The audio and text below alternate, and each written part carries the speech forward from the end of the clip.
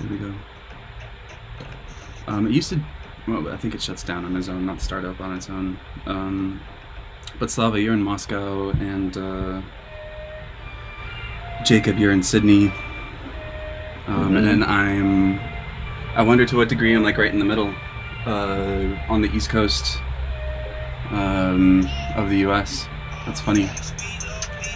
Ben, where in the East Coast are you? I'm north of Boston, Oh, cool. like Okay. half an hour or something. I went to school up there. I don't know if you talked about this already. I don't know. I don't recall. I don't. Where'd you go? I went to Holy Cross in Worcester, Massachusetts, Oh, which really? it's probably not too far from you. Sure. Yeah. I'm turning off my auto lock here. Sorry. I don't ever go down there. I'm not from the area. I think I know where Worcester is. It's like west, right, of Boston. I think so, something like that. Yeah, Where are you from? there's a great therapist down there that I'm tempted to go see. If they wrote a book that is cool. What's up? Sorry. I was saying, where are you from originally? I am. Sorry, I'm distracted. I'm realizing I didn't pull up comments. I actually got a second monitor, but it's I forgot to get an adapter. So I was all like, yes, I'm gonna have a little dedicated second space, and I will, I think, maybe tomorrow or something. Funny though. Cool. No, I'm sorry. I'm from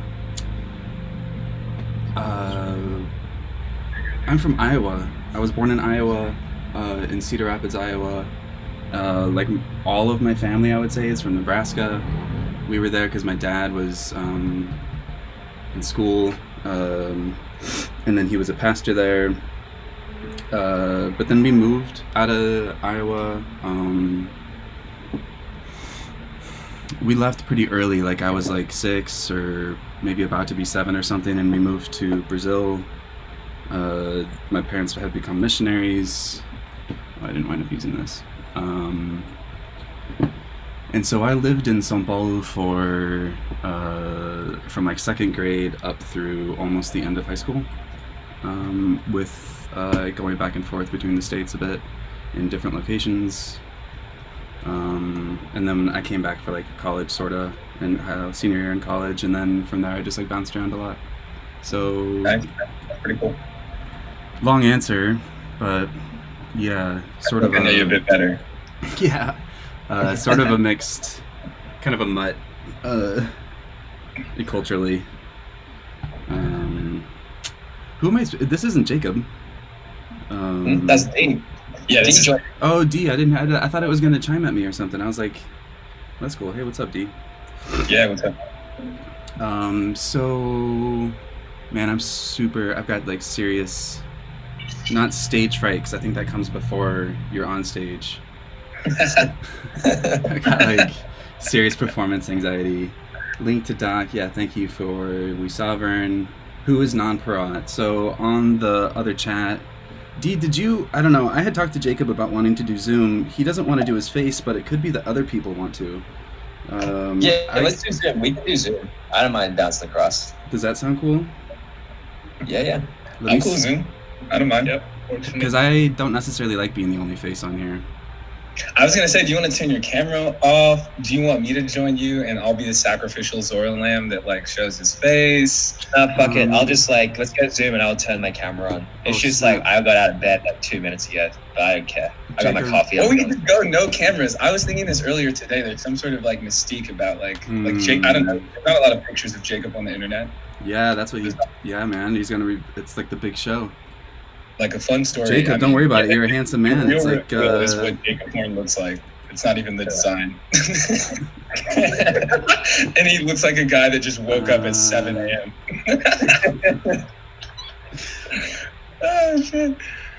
Fun story is should we jump to the Zoom and then I'll tell the story about when I tried to get Jacob to share a picture with the NBA? Or yeah. let's Hold on, I've got a meeting going. Man, it took me so long to figure out how to share something in Zoom, and I realized I had to have clicked on participants, which opens this column, which has an invite button. It took me so long on a past video that I just stopped trying. I was like, okay, we're doing Google Meetups. Or whatever it's called now. Copy invite link. Here we go. Alright, so we're probably going to get like some gnarly echoes or something for a moment. I'm at some point I'll learn to not touch my face, but in the meantime, people are just going to have to bear with it. Okay, so I'm going to mute myself here. I'm actually...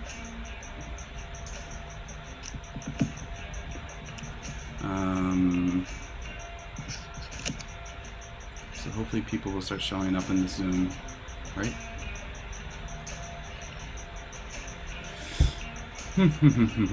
So I don't want to start talking because he was gonna...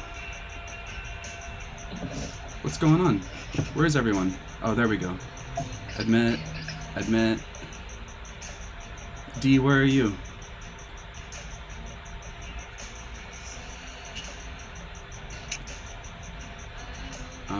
Connecting audio. Jacob, can I hear you? Yo, what's up? Hey. You hear me? Yes, sir. I don't know what happened to... I feel like we lost D, though. I'm gonna close this. I'll shadow link. Slava. Yo, can you guys hear me? Yeah. Hey, man. Mm-hmm. And then D's here. And then, if anyone... Okay, so anyone watching that's like, yo, where's everyone? Who are these people?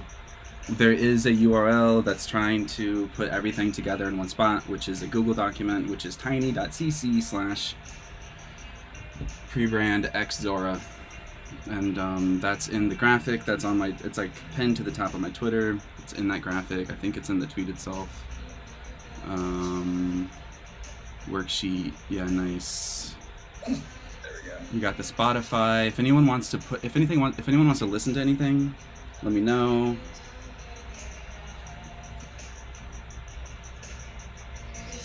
It's funny, I get warnings on my videos. On the Zoom, baby. Hold on now.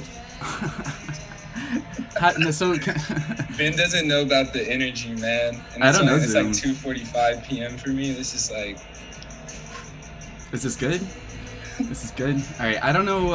How do I get you? Can I get you on top of my screen share if I'm doing that, or is it gonna do it already?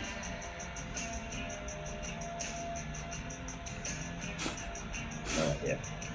0 clue. Well, that was the hope. Why did we switch over to Zoom if that wasn't gonna happen? I think You just wanted to show your fun, right? Zora. I just noticed that Zora. That's sweet. That's cool. Hold on. Let me pull you up. Can I? Hold on. Why can't I? Hey D, just start talking. Yo. Hello world. Are you guys using that anyway? This background? Yeah. Or this voice? Yeah. Well, both, but I meant the. Well, not that you asked both, but I meant the background. That's just cool. Nah, both. We really haven't used these in that many places, to be honest. There's like 3 of them. So I've made them. Check it out. See how that changes. I do have coffee. Maybe give me edit access to the docs. Because mine are just adding a suggestion. Say that again. You might give me edit access to the docs, just so I don't have to add things to suggestions. Oh, yeah. I thought... Right, someone was like, you should turn this into... I thought you already had edit access, actually. I thought you 3 had edit, and then people with the link had view. But I'll just switch it over to... Anyone on the internet with this link can comment. Oops. I'm just going to do anyone can edit. Whoa. I like it. You get right. Well, but there's always a history, right? So maybe refresh and it might work.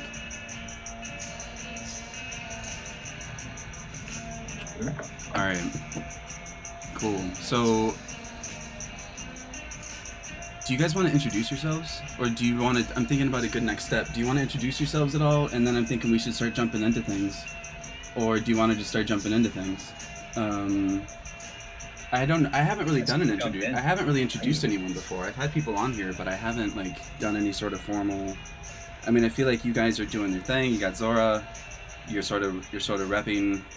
I wouldn't mind like hearing specific. I don't necessarily know the difference between what you and Jacob are doing. Whenever I hear you guys talk, it's like I'm not sure who's in charge. So that was it. Just Everyone, man. I'm just fucking with you, man. I'm sorry. Oh, I do have the nice thing on the right, but I don't have your video. Did you guys turn off your video, or is it just that it's not there? We'll turn it on. But that's cool that it seems to do it by default. Maybe.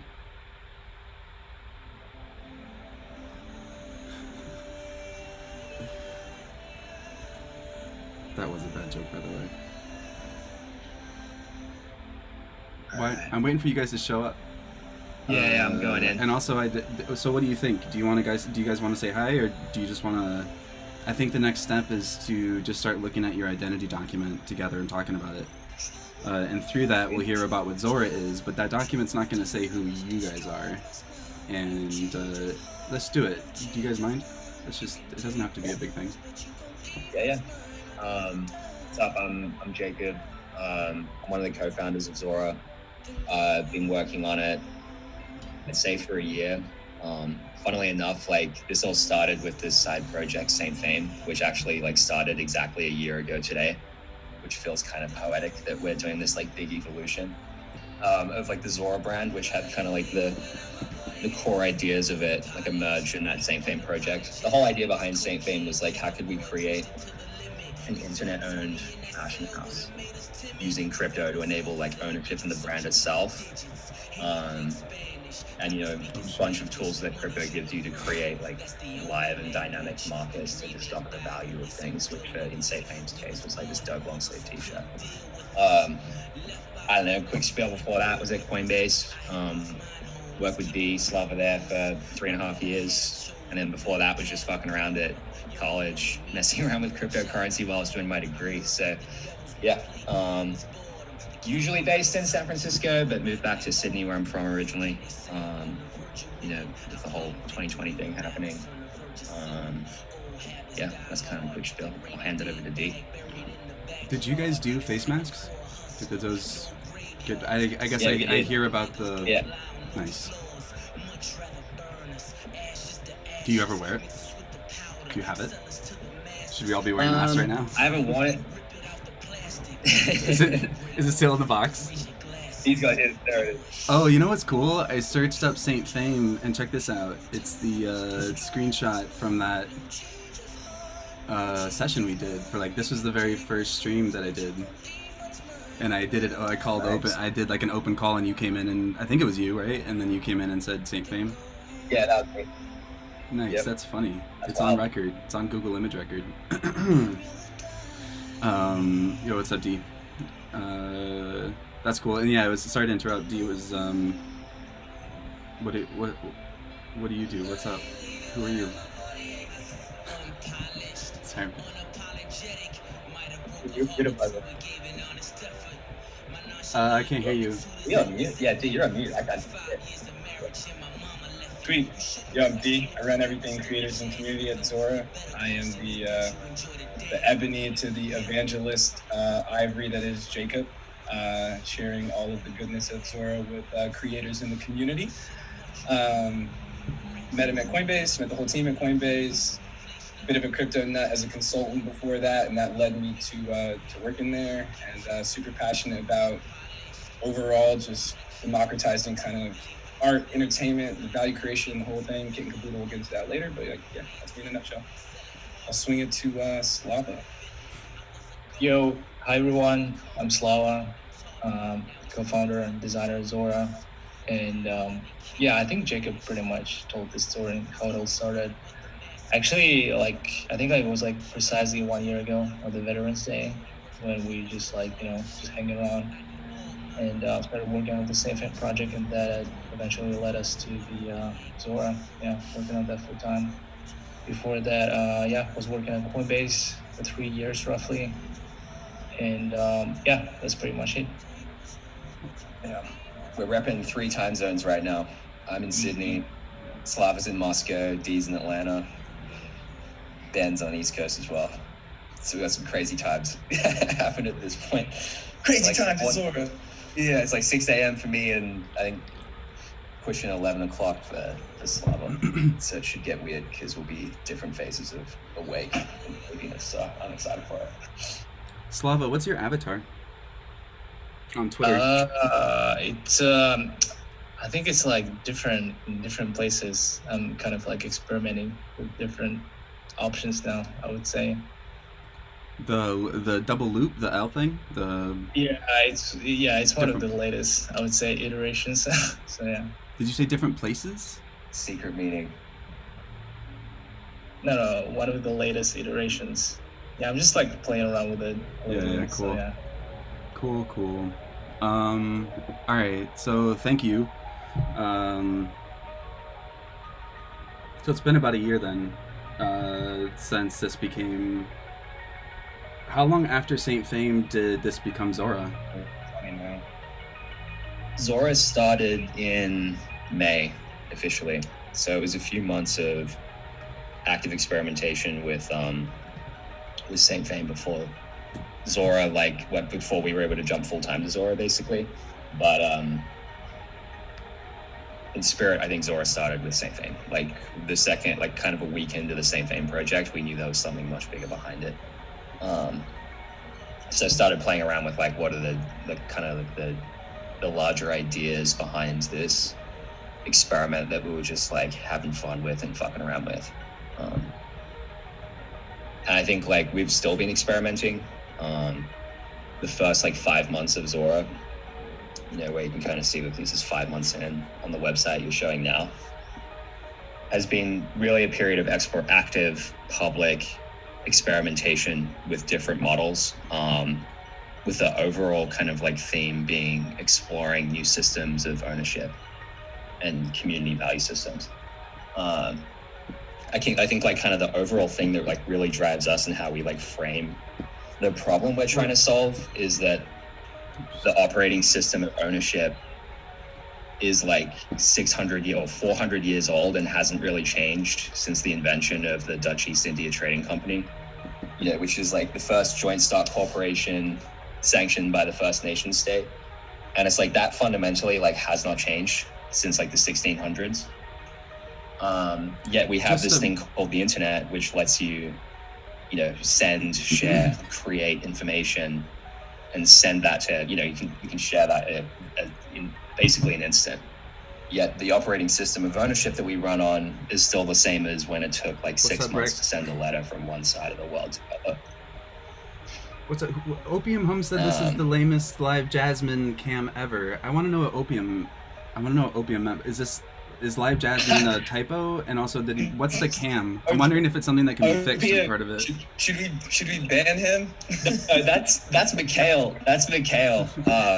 Mikhail Steingle. He's I know that. I recognize that username. Yeah. Well, I guess I just want to make sure it wasn't something cam sounds specific. Ask him if he wants to DJ. Yeah, Nice. Mikhail was the head curator for Boiler Room for 10 years. Oh, so shit. he has strong opinions for what good music looks Well, like. hold on. I'm just gonna skip this track just in case. God, what did you just say? He's been with Boiler Room for 30 years or something. He's the dope German guy introducing most of the musicians at the start of every set. Oh, that's great. him. We could get him in here, man. No, Yeah, I'm just saying, yeah. Opium. If you have specific feedback, I'd love to hear it. I think partly we're We if could get him in here and just if let he's him just DJ fucking with the you, that's whole cool. vibe. I think we're just loosening up, man. We're just getting our muscles on. It's cool. I pulled up the document because I think it's starting to match what you guys are talking about, which is why do you exist? What is your vision? What is the status quo, and how are you bringing us out of it? I think, I don't know. I'd be curious. It's I wish I had a psychographic, sociographic view of the people that are watching this. It would be interesting to hear what they knew. I think on your side of the audience, it's going to be a lot of people that understand what NFTs represent. If any of people from my Twitter feed are watching, it's more they might not have considered what this could mean for their work. And it's not that I know. I definitely am not saying that, as much as ideally we're getting as many people thinking about this stuff as possible, and they'll figure out applications for their own work or their own lives or what have you. So yeah, like ideally we have maybe like a good handful of creatives, and then we also have like a handful of like tech types on the crypto side, and that's not you're just tech types, of course, but like yeah, it's cool. And so like your vision is very, I guess I just want to repeat that your vision is very directly applicable to maybe everyone listening. I don't know, my mom might be on here. But aside from that, yeah. So jumping off of that, I guess I kind of interrupted, but just to pick it back up, I really like thinking about this in terms of like putting this within the frame of what we're trying to accomplish, which is putting an identity on you guys, putting a new face on what you're up to, and it's not even necessarily new as much as just like evolved. I don't, I think ideally it's going to look both familiar and like fresh and more specific somehow. So I like to, part of why I think we can just kind of keep talking, because I don't necessarily know how much we can or have to explain things, because I think to some degree it'll like come out just in conversation around just the nature of what we're like, who you guys are and how to brand you. It's like you're a marketplace for like really cool shit, and you're at like the cutting edge of the layer between physical and digital. And like you're bringing scarcity to digital objects, and you're bringing scarcity to physical objects, and it's like extremely cool. And you're one of like very few companies that are doing this in a way that seem to really understand or empathize with the creative, let alone the creative process. So I'm extremely excited about you guys, and I didn't mean to like take over the vision stating space, but I guess I will maybe jump into, I'm interested, like one of the things I'm really interested to hear about, and it might be too early, but like I want to hear about the difference between the stuff we'll be looking at, which is where you were, and this where you want to go, because you're already in a really solid spot. I think like if anyone goes to your website right now, which is rzora.com, they're going to see like a really dialed in presence and identity, and like your problem isn't that you don't already have a great identity. If you have a problem, it's that you're trying to evolve out of your skin really quickly, and that's awesome. Yes. And it's also kind of a unique problem, like again, quote unquote problem. So I'm just starting to scroll through some of the stuff we had from, when was this? Like months ago now, when I was brought on for like an early Zora launch. What's up? What's up, D? That was April. Yeah, I think so. Go ahead, sorry. I was just going to say, yeah, I think the interesting thing about the position we're in now is we are going through a fundamental shift, or like evolution of like the product that people see on the website today to what we have coming in the very near future. And I think like what's happened, or like what's weird about the situation we're in, is that we kind of discovered 5 months in like the protocol distillation of what we're going to do. So like we kind of came into this, like Zora started as this kind of traditional-ish company that had a product that we were using cryptocurrency and crypto tools to help democratize access and like lean into the power of crypto to like lead to more value capture for creators, et cetera. But it wasn't leaning into crypto to its extreme. Like you had to go through, although we were built on crypto protocols that we designed and built, it wasn't open to everyone on the internet for like fundamental reasons, which was like mostly our ties to the physical world, like by having a token redeemable for a physical object.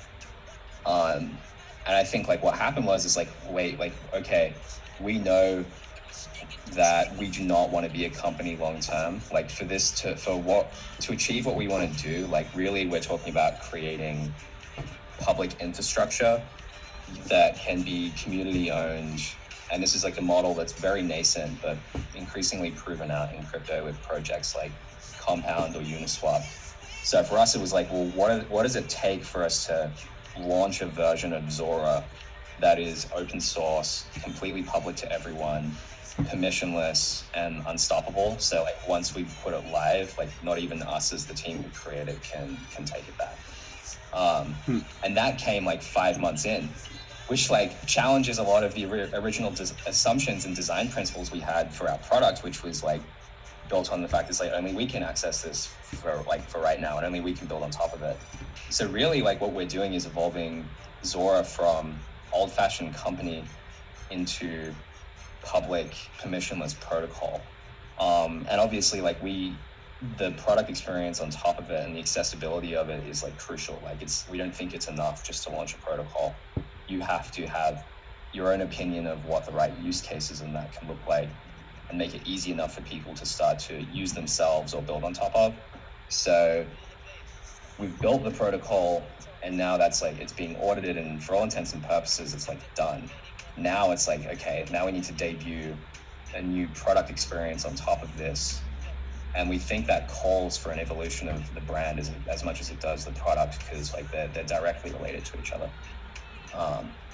And that's a weird spot. Like we were looking for examples of like crypto companies that started as product and then turned themselves into protocol. Like we couldn't really find any. So we're kind of like, we're pushing into new territory here, which is, exciting, but also a little scary, and it comes with challenges. So, anyway, I say all that just to set the stage. Is like, the reason we feel it's important to evolve the brand and explore it is because we've finally discovered the protocol distillation of Zora, which means we can like very truly lean into what our overarching vision is and like goal is and like why we're doing what we're doing. So, yeah. Man, this is kind of wild seeing all these old explorations. It feels like a lifetime ago, but it's like been 4 months. This is sick. Was it really April? Of like two, yeah, I think it was April 2 years ago, right? Yeah. And also, I want to, like, if you guys are able, you should read the comments. It's a habit I've had to get into, and there's just questions for you, and you're always welcome to like jump in. I think so far I'm trying to answer comments as much as possible within these streams, but also we have 3 people on here, and this is like a work session, so it's kind of tricky. But for what it's worth, there are people like, yo, what's this, that, and the other. Like Banksby is asking what's wrong with the classic C Corp. I don't know. Like I don't necessarily want to. What's the difference between a crypto protocol and a C Corp? Well, how long do you have? Yeah. I don't know. Not to be reductive. Value. If you guys want to talk about that, that's cool. I feel kind of bad though throwing you under that bus. Ghost bus. How does Zora differentiate itself from something like Foundation or Super Rare? Yeah, right, so I think you were just kind of talking about that. And I think there were already differences, and there was already plenty to say. It also seems as though what you're describing, I think what you're describing sounds familiar in as much as it's like hold on, let me do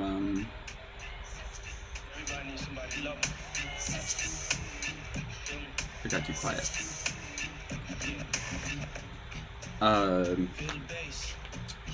Right, so the difference between it sounds relatively familiar in as much as Zora is giving away ownership to the people that are creating these digital assets. It's the type of permissions that are new. Like the difference between like an NFT and a BTC is that an NFT is its own unique thing. You're not exchanging like a Bitcoin for a Bitcoin. You're exchanging a thing for a thing, and so you don't wind up with the same thing. You wind up with something different. and that applies really directly to the creative process and the kinds of things that people on this stream might make. And right now there's like a handful of players that are approaching that as finally, like, how long has it taken now? It's like, I'm really excited to see. It's been fairly explosive. It's like,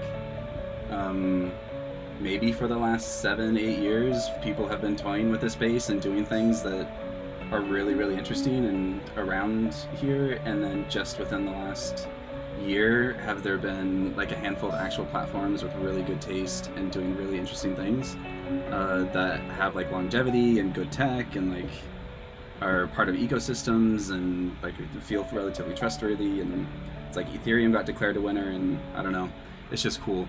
So I think what we're talking about, or the question about like what is the difference, is part of why we're going through this exercise of rebranding, or again, like not necessarily rebranding as much as updating, which is that you are still the same Zora, but there is a new technical component and its implications that need to be taken into account for what you're going to be launching pretty soon, and setting yourself up for that. And so that's kind of what we're talking about. So it could be cool to maybe even like try and get practical for a second with an actual mark, just because it's been a lot of talk so far, and I even start to get bored with my own voice. I'm just thinking I'm trying to grab some stuff that would be useful for people to look at as like right, so I'm gonna like grab all of these typefaces just so people can see what Zora looks like across a whole bunch We of stuff. turn the music down just a little bit because I can't hear you that well. Fine. Yeah, 1 second.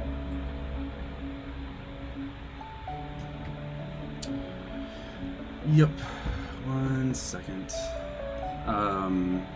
So for instance, we could grab either your current mark or maybe even one of these old experiments and look at it and be like, this is cool, why isn't it right? You know, or maybe something to that effect, and then just even start explaining what's up through visual comparison or something. Also, speaking of which, Jacob, would you mind grabbing or would you mind putting the, I don't want to call it I'm not sure what you called it. It was like a collection of the evolution of the aesthetic, kind of like along a table, and you had it in a file and I didn't bring it over. You know what I'm talking about? I mean, it's your thing. One-way dream. Yeah, one-way dream. Yeah.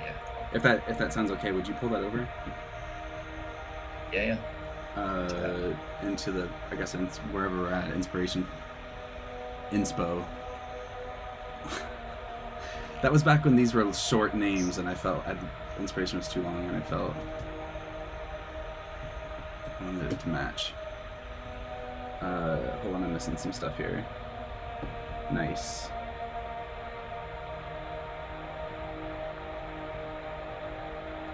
Crypto protocols and project lack the framing necessary to attract the general consumer audience. Music is too loud for me. Right, did I ever turn it down?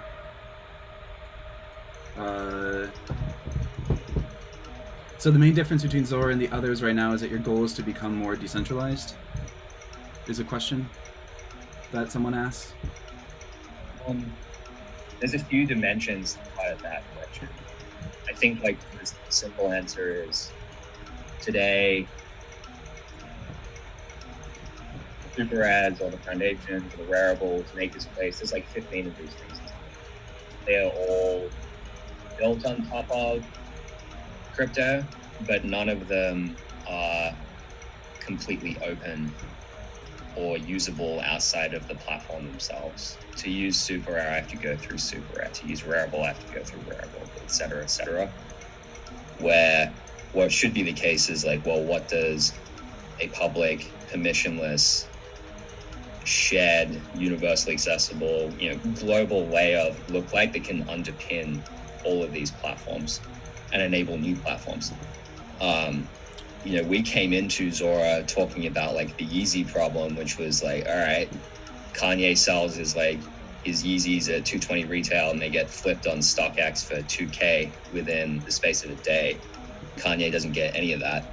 that same problem actually applies in the art world, and I think already it applies to some extent. There are some improvements in the digital art world, but you have to go through these gatekeepers. Like these platforms and digital art marketplaces are these new forms of galleries essentially that require you to mint on their own platform and require you to use their own market.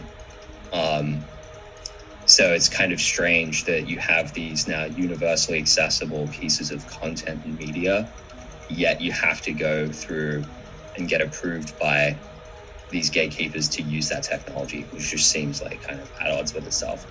So for us, it's like, well, what if we just create this like shared piece of infrastructure that's open to everyone and controlled by no one?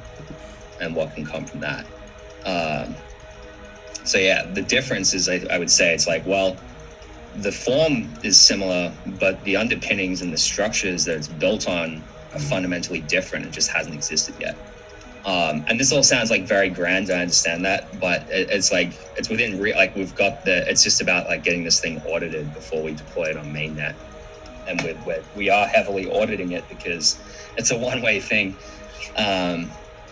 Once we do it, we can't stop it. So I'm gonna run out of time. Yeah, it's all within. Just one quick caveat there.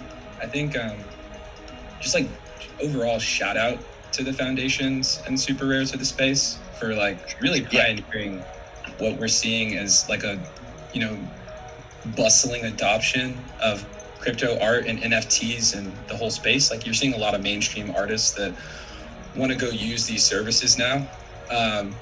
Jacob made a really good point to our team about a week ago when we first started exploring this. And I think it holds true as to why a lot of platforms, including Zora, approach this technology thinking like a Web 2 platform or like one of these gatekeepers or like a marketplace where it's like, oh, we lock it up and we get fees on the transactions, or oh, you got to get approved. And I think it's because it takes some time for crypto as a skeuomorphic technology, to borrow a word from Jacob again. It takes some time for it to really find its true essence and true manifestation, if you will.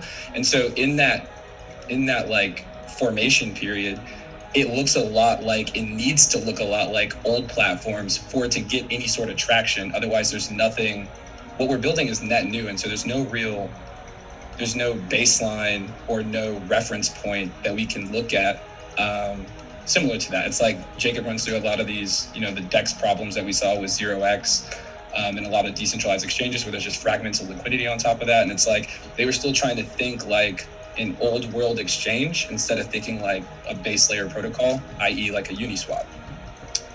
So I don't think it's any like fault on any of these platforms. In fact, I think it's like mega celebration and like, hell yeah, we're excited about the progress that has been made by these platforms.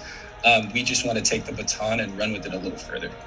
And I think it's like, sure somebody will do after us, you know? Yeah. And I think like, I love both those I've like created. They kick ass. like if you pull them up, Super Rare is fucking dope. They have some incredible, like, they've got a lot on there, but there are a lot of diamond hidden in that platform. And I think like they've really been pioneering this space for like two years or more now. Crushing. And I think they've really been the kind of like pioneer of this space. And I think like the foundation team have this incredible like design and product repertoire and have like very strong opinions for how they can do it, and they've got their own flavor, and it's dope. I think like where it goes from here is like we're all kindred spirits, and I think we're all like trying to work towards the same thing. I think now we'll have like this kind of shared layer to all operate on, and it doesn't stop any one of us or any one of these teams or projects from like reaching their own flavor of what they want to do. If anything, I think it makes us all better. Like, yeah, I don't know, it's more of a unifying thing. In the same way, there's an entire universe of people now building on this shared thing, Ethereum. Like, you can call them competitors, but it's the wrong skew. It's really like everyone is just trying to build on this new like open thing. So I think it's the same lens we should be taking here. So Much yeah, more I kind of collaborative and competitive. What is exactly. What is the? What was the question? Well, I'm just like, what is the difference, for instance, between like everyone's using Ethereum? Why is Zora necessary? Is it that there's no one yet that is minting, what is it, like ERC 721s or whatever at at like a utility level. Like in order for you to have a good user experience in doing that, you're not talking directly to Ethereum. You're talking to Ethereum through a gated super rare or something. Is that accurate or? Yeah, like without going too much into the specifics, it's kind of like if we look at say Compound or Uniswap as an example, they're very specific use cases and specific utilities that are not built into the general computing layer that is Ethereum. So they're specific applications.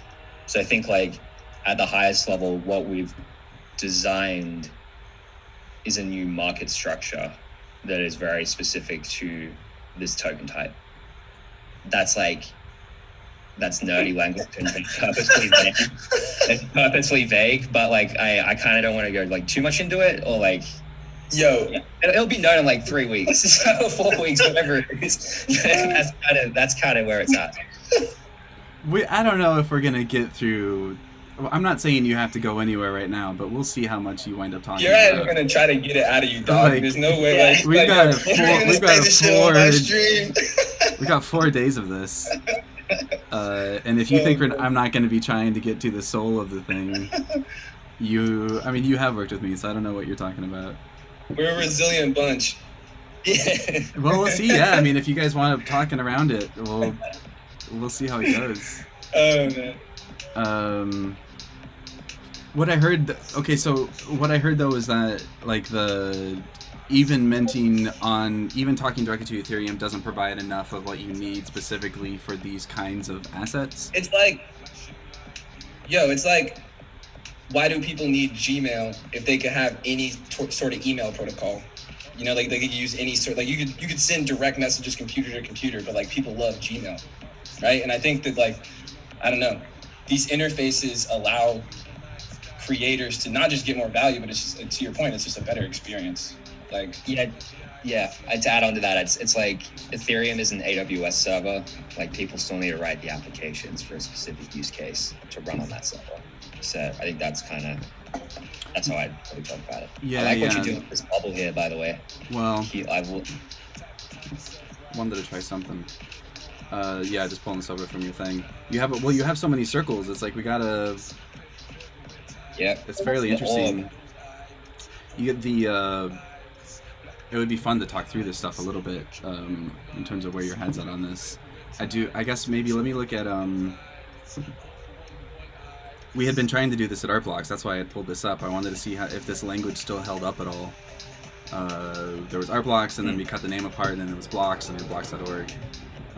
I might try and resell this as like a pre-brand to go. Because I still have blx.org and Blocks I don't think is being used yet. But anyway, yeah, it's like open source decentralized platform for. I was gonna ask recently, like, what happened to refungible tokens? Seems like they didn't quite survive the meme war or whatever with NFTs. They're there. Yeah, are they still? I haven't seen them come up since like it's been like a year or in change. This is the worksheet that we're looking at. This worksheet is in the Google Doc that everyone has, the resources doc. It's one layer deep. Like if you scroll a little bit, you'll see a URL that goes to pre-brand worksheet. This is the version of the worksheet that I give to clients these days, and then the Zora team has gone through it. We had started going through it together. This is the vision. I'm still like excited to talk about the feeling, but let me jump ahead a little bit just to see what's up. We got aspiration. Your aspiration is creation. That's cool. So aspiration as like so let's say that every great brand has an aspirational quality that's unattainable by its audience. Like you'll never be as great as a Nike athlete. You'll never be as minimally powerful as like an Apple product, or you'll never be as genius as an Apple. You'll never be as happy as a Coke. And so with the aspiration here being like, so creation then I think would be like, you'll never be as creative as Zora, would be I think the translation there, which is pretty. That doesn't resonate. I thought Really? that was the opposite. I thought it was Well, I'm using new language. I'm not saying I have the way I just framed it isn't a requirement necessarily as much as I like to use it that way. I think the aspiration is being maximum creativity is rad, but I think we have different approaches to it. Sorry, the way I read the way I read that question. So I don't change my answer, but the way I read that question was like, it wasn't that you can never attain happy. Like Coca-Cola is not saying like you can never be this happy, or Nike is like, I thought it was the complete opposite. It's the same like thing. Coca-Cola is actually trying to be that happy. I don't know. It's the same thing. Skew more than the negative one. Like no, it's the same thing. Yeah, we're trying to say like, hey, everyone's a creator. Like, yeah, you can be. Yeah, I don't know. No, it's like you aspire to be a great athlete, and you try to be a great athlete because there's like a symbol of athleticism that's in your mind, and that's not like. It's like who you want to be, and it's also what you see out in the public. And Nike is not all of that, but Nike's definitely tapping into that. And things like Steve Jobs and Apple and what they symbolize, just to get back to them. Like the thing, it's like Coca-Cola. It's not that you want to be as happy as the Coke makes you. It's that you want to be as happy as the Coke ads make you think the Coke is going to make you. So there's just a difference between like. You're never gonna get there. That's just sort of the point, and you get there just by that's why brands can be so clean, in the sense of they really only do. The word for me here is sovereign. It's like there's nothing as sovereign as creating on Zora. Like otherwise, you're just owned. There's nothing as sovereign. But hold on. Like the idea of sovereignty is like what the real high pursuit here is. It feels like, or the ideal. If you think of like your maximum success for Zora, like the use case that you generate, where there's just some like the Michael Jordan of Nike, or I guess again the Steve Jobs of Apple, or like the Think Different posters, or the symbolic success of what Zora represents, and it's real. We're like a year in the future or something like that. When you think of that, you step outside yourself and you're looking at it, you're like, oh, that to me that symbolizes like sovereignty or sovereign. It's like it's a you're gonna look at what creator and self-sovereign information. This is my opinion. Like, well, you have to unpack sovereign to me, because when I hear sovereign, I just don't think much. To be honest, I hit sort of a dead end. Well, I'm trying to say freedom in another way, but if I say freedom, you're gonna think I'm like it's like a liberation movement, and that's not exactly it. More of like bestowing a power upon maybe? Somebody who's almost kingly. You know what I'm saying? To be sovereign.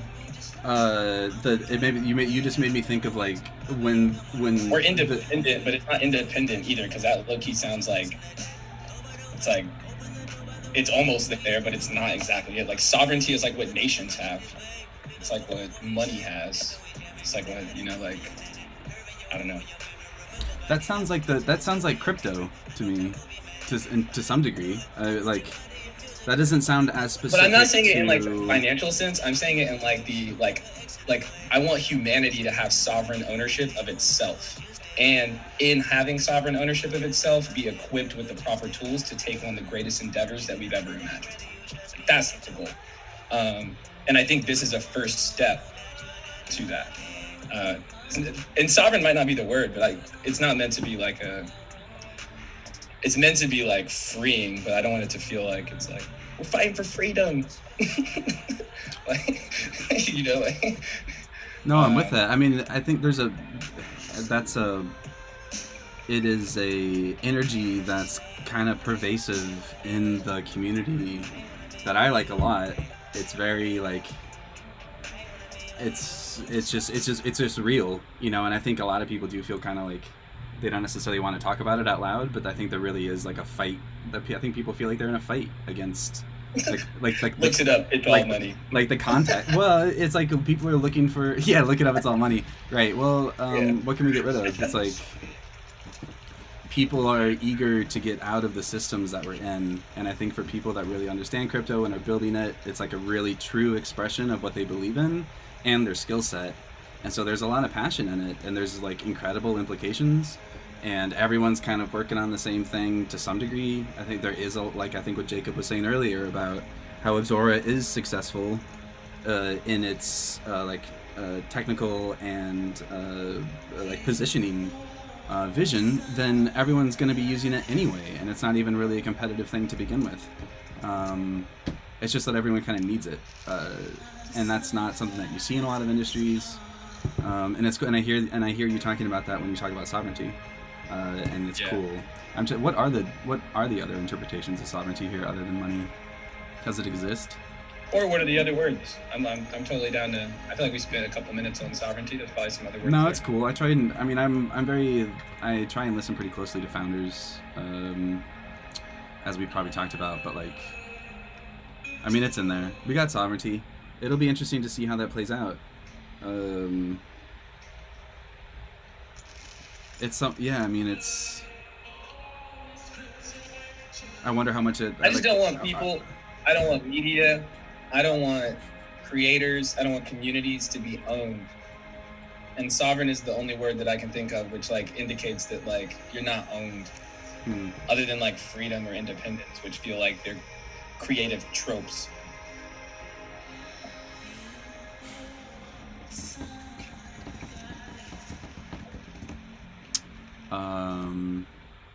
Well, we're all owned by these platforms now.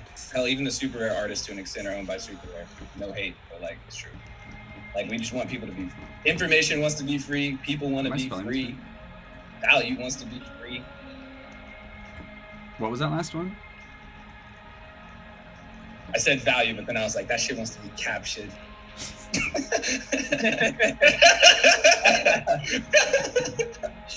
was like, that shit wants to be captured by the community, baby. Sovereign, possessing supreme or ultimate power. Damn. Well, that's interesting. That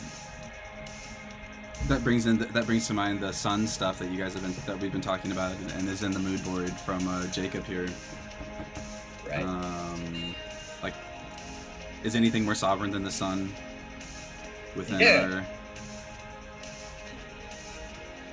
Everything is sort of more sovereign than the sun. I like that. Just like as a statement, as a question. Well, it's like everything's. What is it like? All of the It's all built around it. Yeah, it's like all of our caloric energy comes from the sun. Like it comes into plants, and then the plants get eaten by the animals, and then we eat both, and it's all just sunlight turned into life. turned into reality that we get to chew on and build our own bodies out of. It's like, thank you, sun. Yeah, I mean, this stuff is cool. I told Jacob that I suspect the mark is like really close by already, and it's going to be fun to explore, just because I think the sun stuff is really on point. It has so much of the resonance that we were trying to get at before. It's also just innately related to the, like, I try and look for, like, when I'm working with clients, I try and listen for synchronicities or overlaps between what the different people are saying, both in terms of seeing where the agreement is, and then also seeing where the disagreement is, and as something that's going to need to be taken into account or smoothed over. But generally that just means like making connections between what different people are saying, and then like repeating them back to the people so that they feel like they're in agreement. Like it's kind of like a negotiation tactic, I guess, where it's like, oh yeah, you said that was really smart, and oh yeah, did you notice how it agrees with this person over here? And in this case, it's like, yeah, I mean, I guess I'm just sort of explicitly stating what I'm trying to do right now with some of this stuff in here. This is cool, where then you get into this is a set of stars. I mean, not the arena logo specifically, but the diagram behind it is a bunch of, we went sovereignty to sun, and now we've got a network of suns, some of which are connected and some of which aren't. And then there's a couple different connections here. There's the dotted line, and then there's the direct connection. I don't know what that would be within our metaphor, but that's cool. Group identities versus just group associations. I don't know. But yeah, I was telling Jacob, I think that the mark is going to be really close. This, even like the moire effect that you get from like these, and then the thing I haven't connected to that was the, we saw it real quick, but I think the sun stuff is really similar to what we felt like we were getting close to with this stuff. So just to be more clear to anyone listening or watching, this is what we're looking at now is from months ago. We're now picking up the conversation from scratch, and I'm drawing similarities between the two things. So this is sort of sun-like, or like it has like an aspect of rays, or sort of the line work.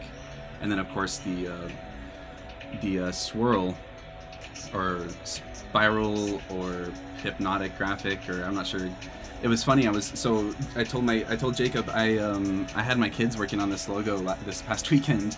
It's something I do sometimes to get them to do some work, and then I'll pay them a little bit, and then sometimes I just get phenomenal ideas out of them. And so I had them on Zora, which means I had to explain it. And when I was explaining Zora to Ruby, who was the only one who wanted to work that day,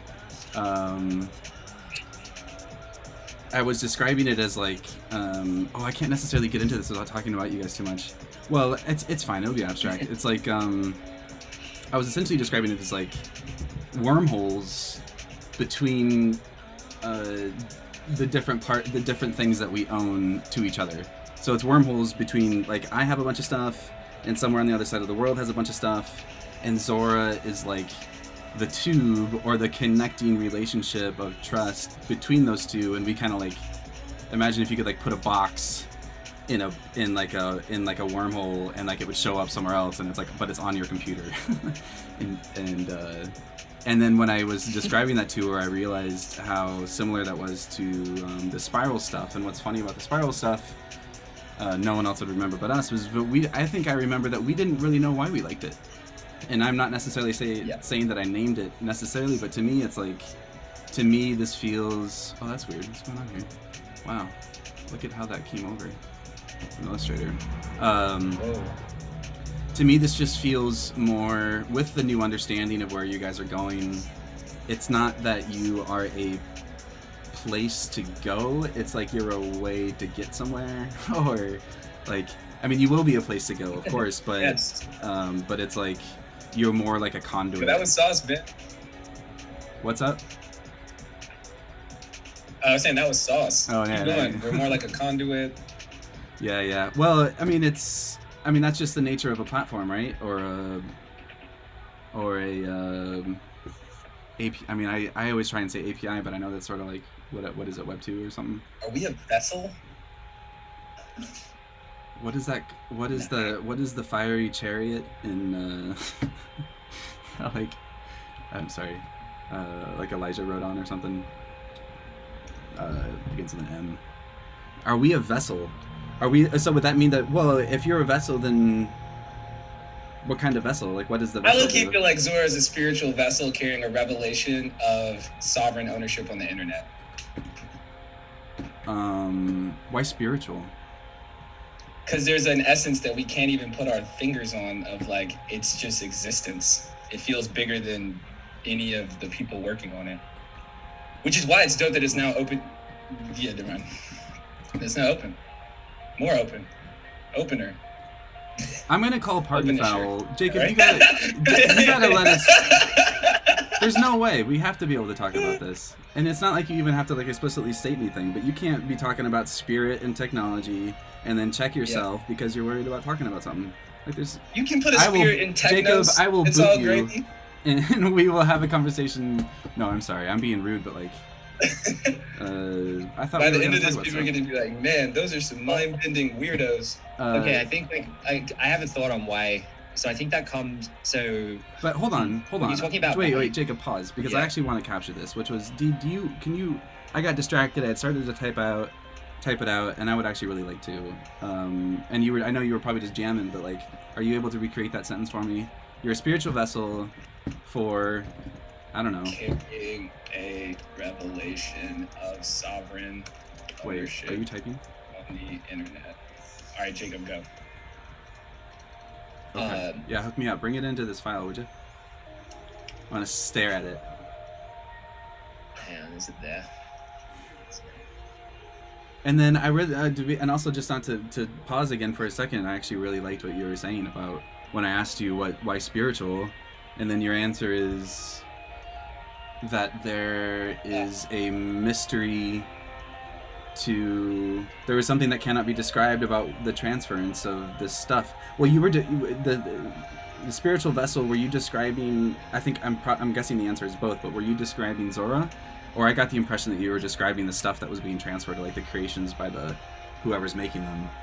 Is Yeah, all. so I looked up the definition, and it was like more of like a duct or canal holding or conveying blood or other fluid. And I think like the blood or the lifeblood of the internet. Whoa, here we go. The lifeblood of the internet is media and content.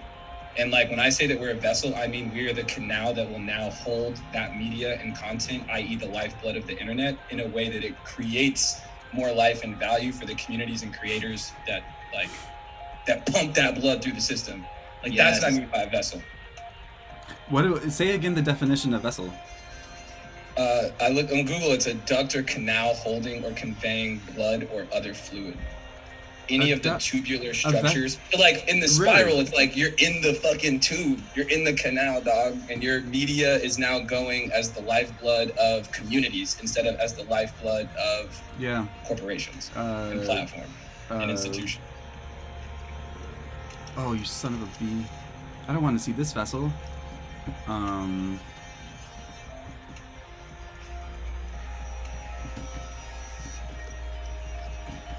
And all our orbs are just like little, like even the orb vibe we've had is just like little spirit orbs that just pull up on you and be like, create.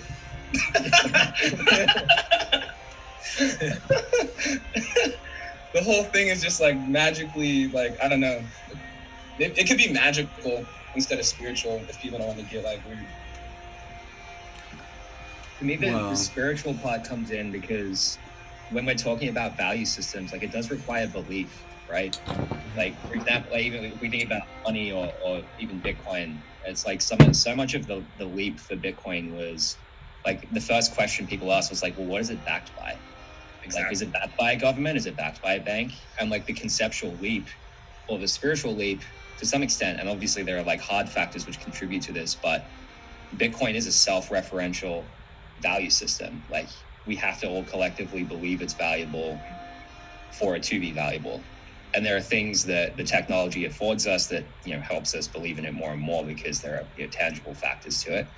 But I think because we are talking about new value systems here and helping people create their own value and value systems, belief is such a huge part of that. And there's the belief on so many levels, like belief in the system itself, and like it's like, why are we adopting the system? What are we trying to achieve together here? In a cool way, all these systems are supposed to be trustless, but everybody believes in them. And so it's kind of like this exchange of like belief in what this trustless system is going to get us to instead of trusting that it's going to work. And I feel like we couldn't believe in corporations anymore. You couldn't believe that platforms had your best interests, and you can believe that this does because like you don't have to trust it does, it just does. I'm taking notes. That's why I'm looking down. Sorry.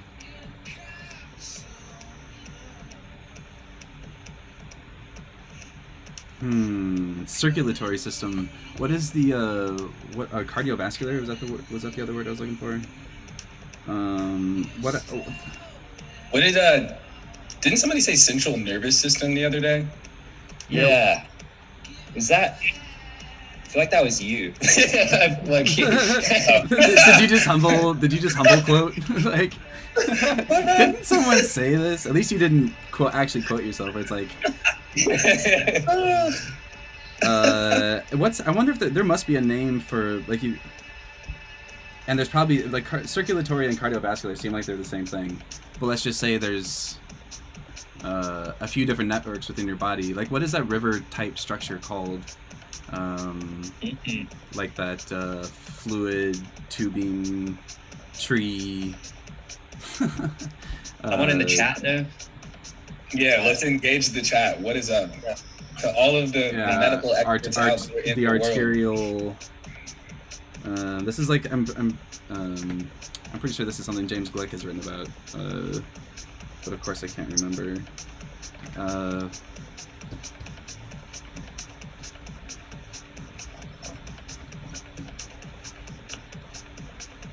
That's the new definition of for me of like vessel is interesting. I'm not sure I would have ever necessarily gotten to that without you, in the sense of, to me, vessel has always been like the container or something traveling on the fluid, or like but I can see how it's both. Yeah, like this should be. It's like Uniswap is part of like the anatomy of the internet now. Like it should forever be a part of the anatomy of the internet, and like so should this. Weird. Or are we changing the anatomy of the internet?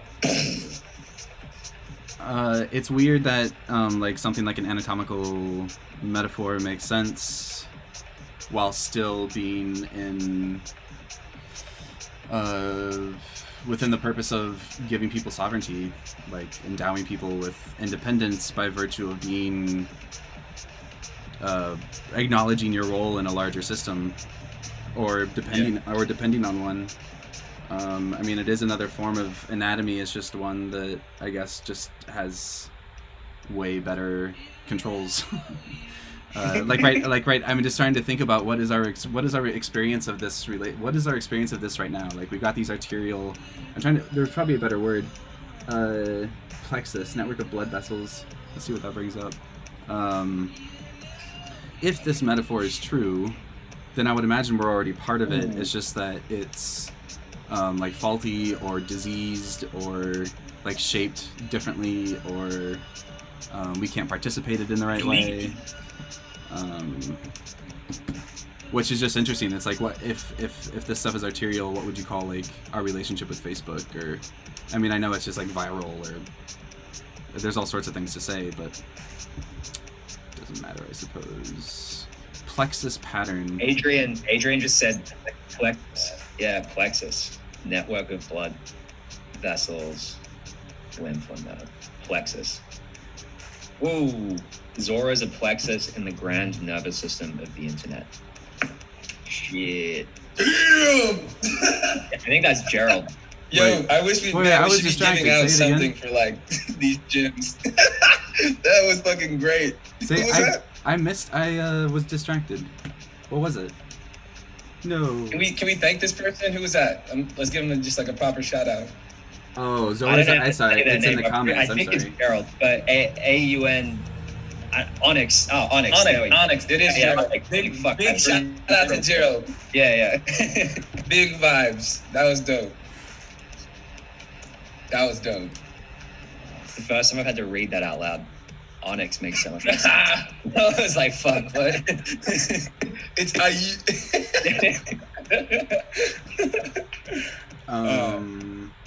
Nice. Zora's a I think our plexus, and again, relationship is kind of like trying to. Go ahead. Well, I was just gonna say, it's like if it's. Well, I was just gonna ask a question, so I would rather hear you speak. Yeah, I was gonna say Jacob was writing this a couple weeks ago. You're just like musing over the idea of like what it's like to own information, and he said it's kind of like trying to hold water. You know what I'm saying? And I feel like in this case, like all of the value of that information and the information itself, like if we're thinking of this vessel construct, it's as if they've like siphoned off all of the value and all like the lifeblood from what should be going back to the community of creators and the community of followers and supporters into their own pockets.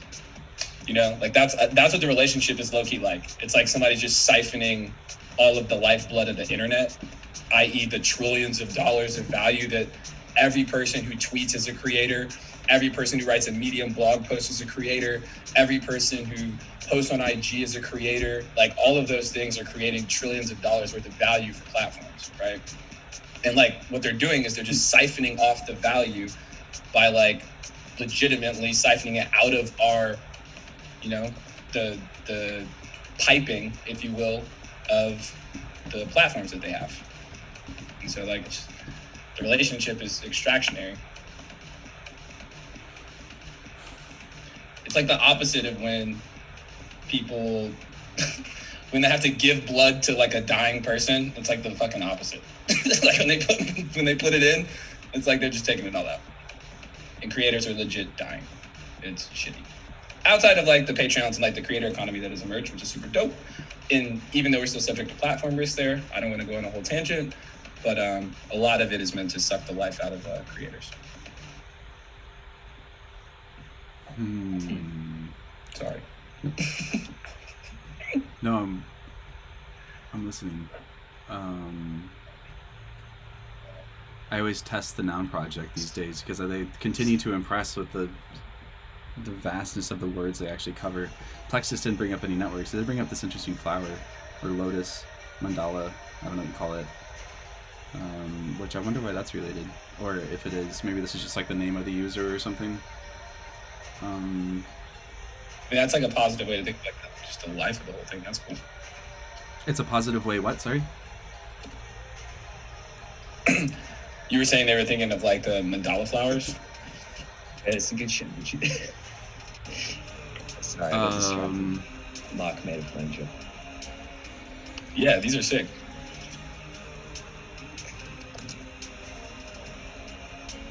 It's funny that there isn't. I mean, the applications of this stuff extend past, I think, creatives and artists, but it does seem as though that's where a lot of the initial explorations will be done, and in perpetuity, artists are usually just like the ones pushing things. It is like people are talking about plumbers in the comments. It's just interesting to think, like, what are the corollaries for plumbing? I mean, it's, you know, someone's like, trash talking, but that's okay. And it's just like, I feel it. The fine art world doesn't provide much for us to borrow from. What does mandala mean to you? If I tried to explain a mandala, I would stumble through it poorly, and I would have to think for a little while first. I just googled mandala flowers, and it reminds me of like what we go after with the like our sun vibe. It definitely looks. I mean, it's lively. It's cool. That's cool. I'm with that. Yeah, I mean, at the end, it doesn't. Like it I said, is y'all supposed talking about plumbing.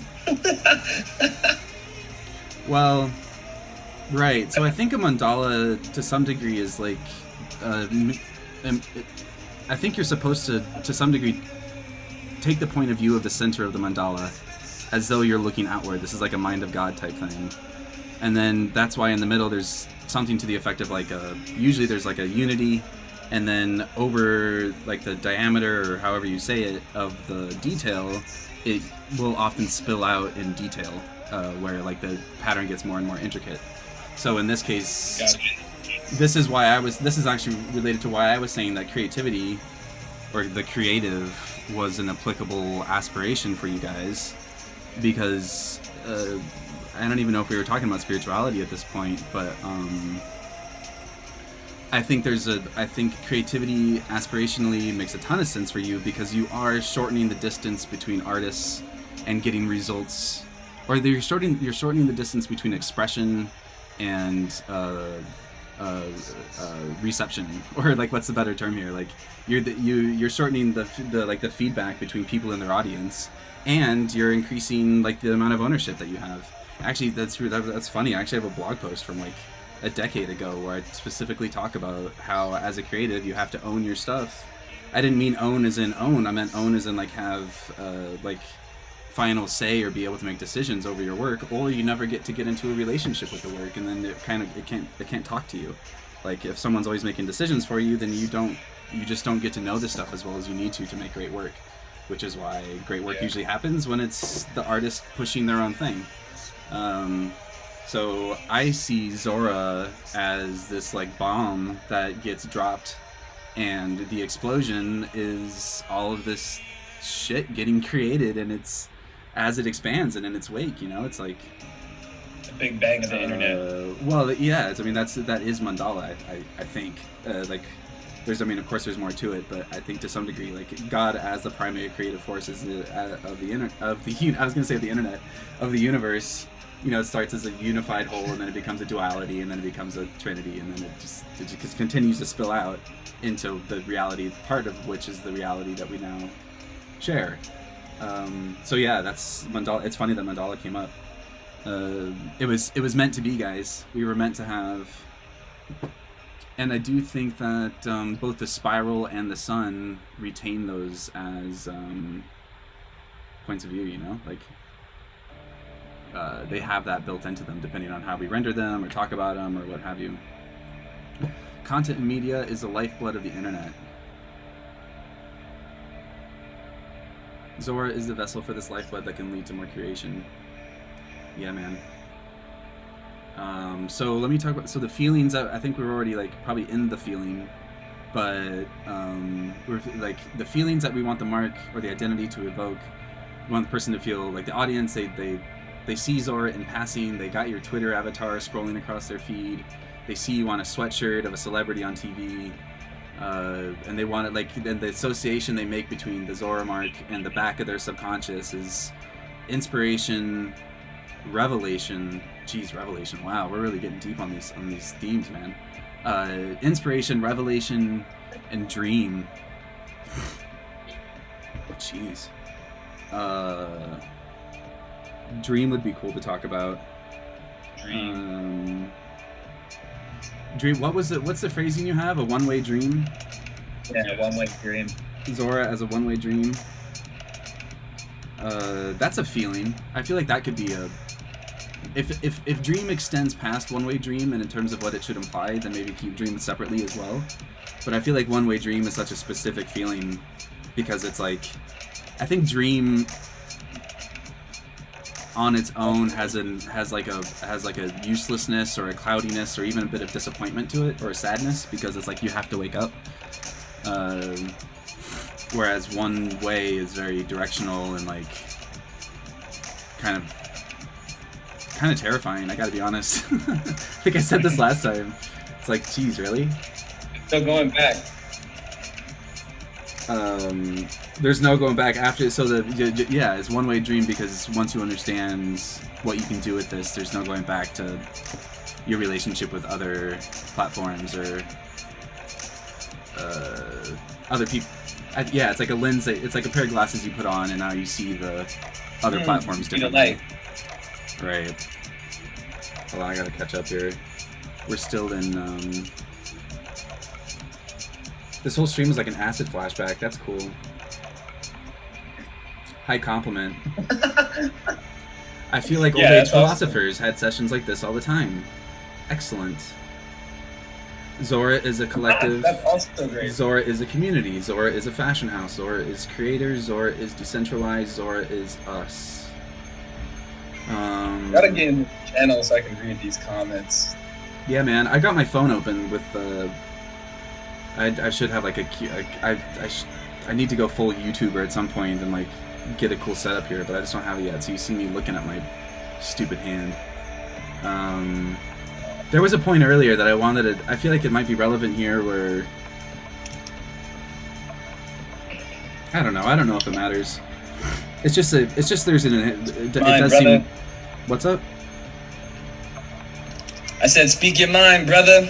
Well, no, I just think there's like the inherent irony or like cynicism of the fact that Zora is another platform. It's just like, it's hard not to talk about this stuff without it feeling like, what is it, like,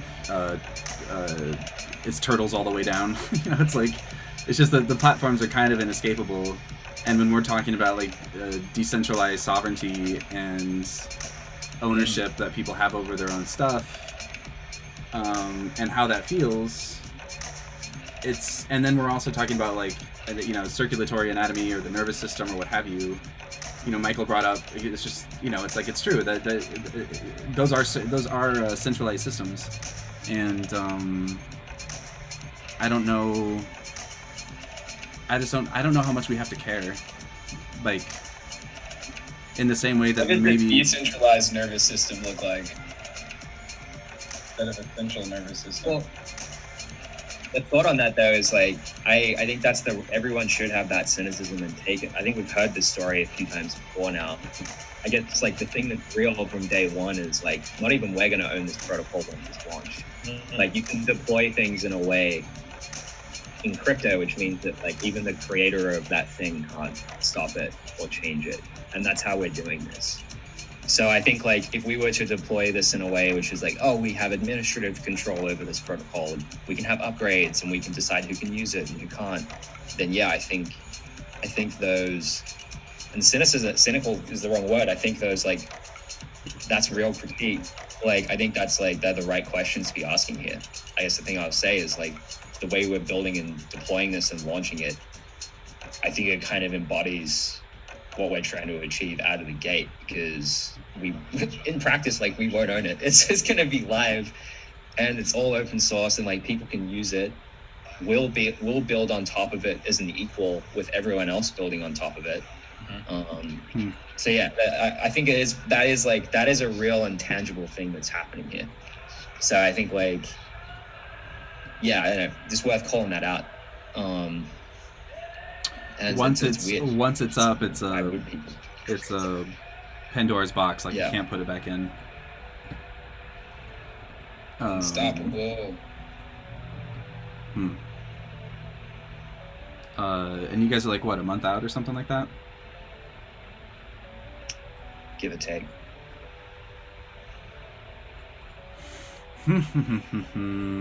It's cool looking at all this rack stuff. I still see him talking crypto. Yeah, man, he's living it. Sorry, I just saw the feels like a cult that I keep seeing on Twitter. That's lit. That makes me want to turn the cameras off.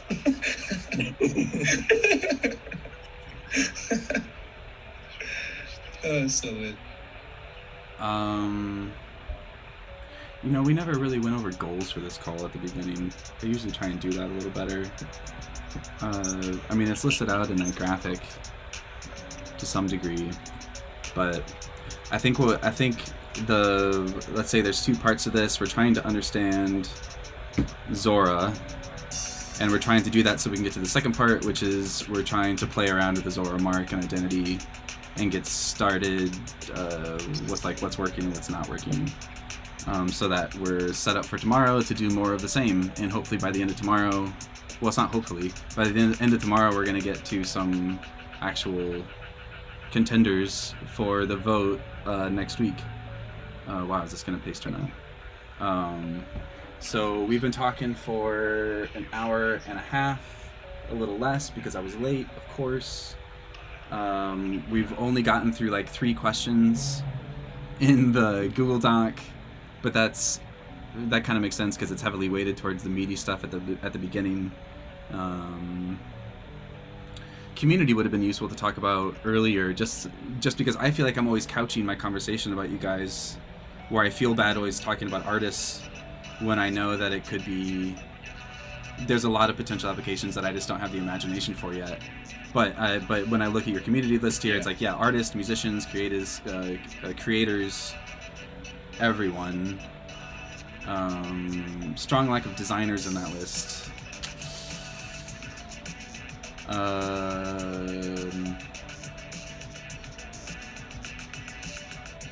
Context. The goal of this is to get through a logo and a new Twitter header image. That's cool. The exact name. You're not doing any trademark signs. You're not doing registered. You're just doing Zora. Rzora.com is your URL. You've got your Twitter account. You don't have Instagram?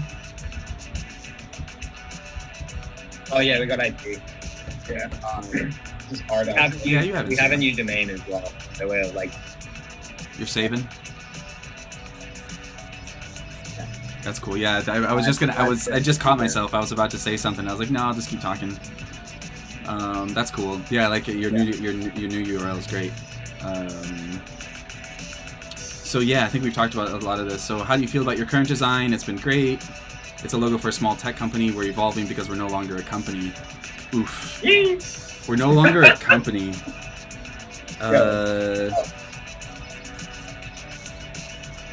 That's such a cool sentence. Well,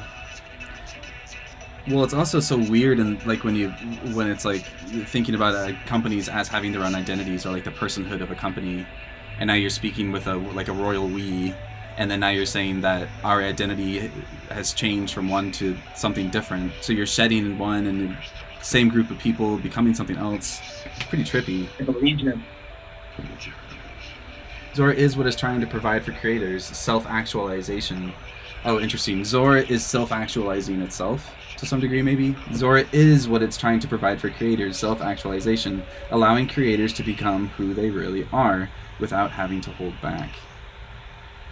We no longer a company. Let's fucking go, baby. Yeah. Is Zora post-meta-modernism? Is Zora post-meta-modernism? Does that mean anything to you guys? What's metamodernism? yeah, I don't know what that is. I like it. I like the sound of it. Yeah, it sounds amazing. I kind of want to be a part of it. I wonder when that comment was triggered. Sorry if I just spoke over someone. No, you're good. Just feels. I don't know if it's like if that's genuine or just some pseudo intellectual trolling going on. Yeah, right. Probably both. Probably both. Nah, man, I'm definitely gonna go with the latter.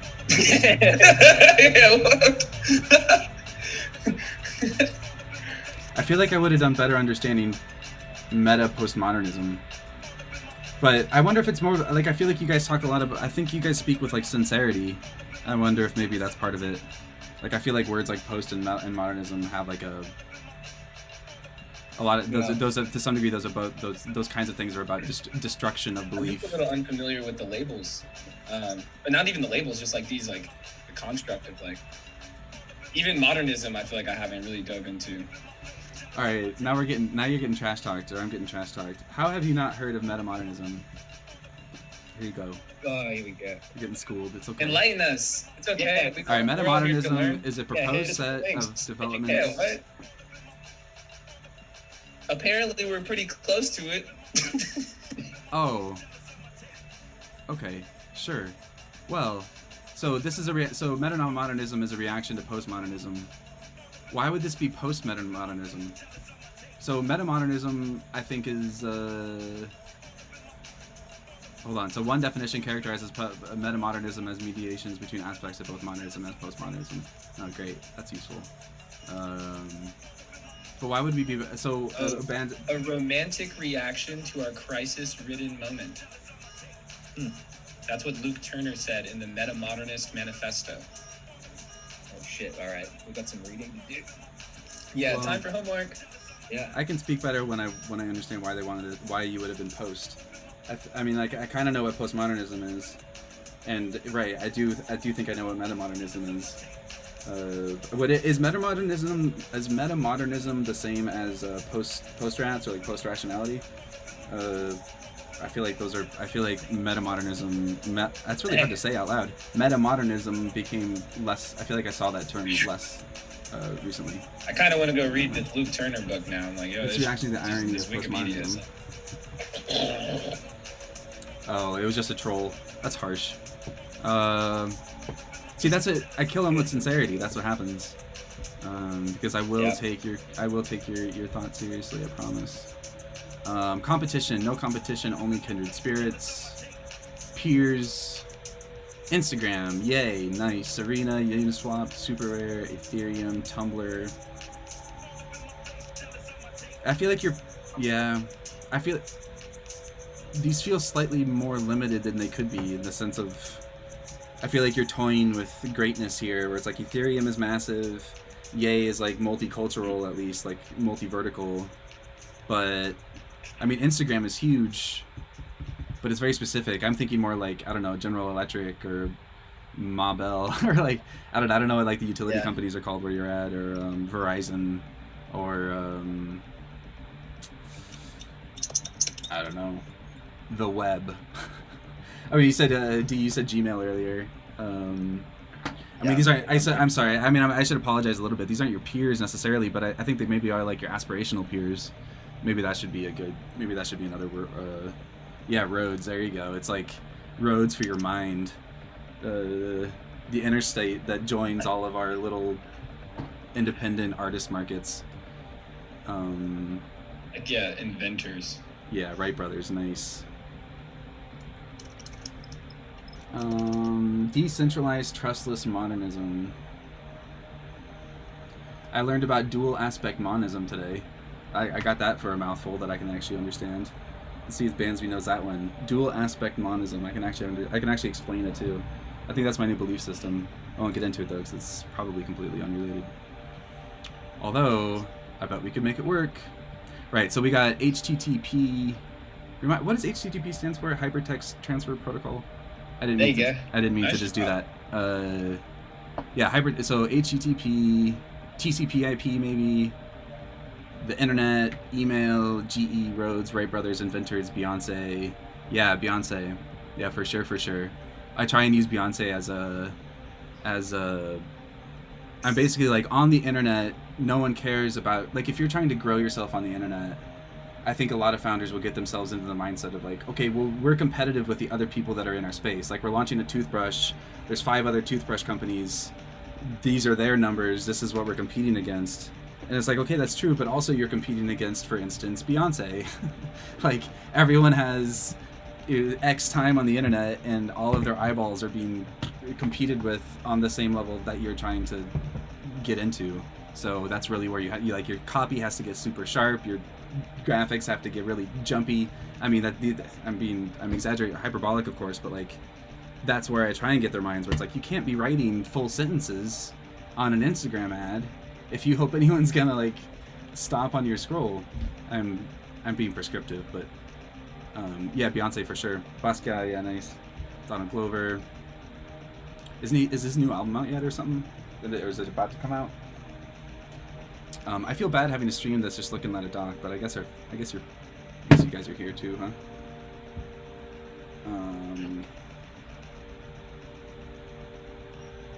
And modernism. Yeah. Okay, Michael. No more modernism.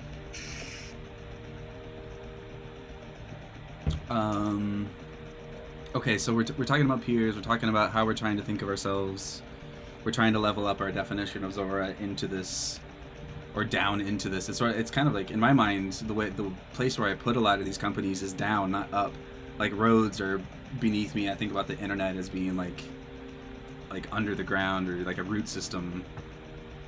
I don't know how to apply that to Beyonce necessarily. You could say something like she permeates culture, or she's like embedded in our minds. Like, I don't necessarily think about these as, I don't know, I guess maybe I'm just reacting to, I feel very rooted when I look at these words, or I feel like stable.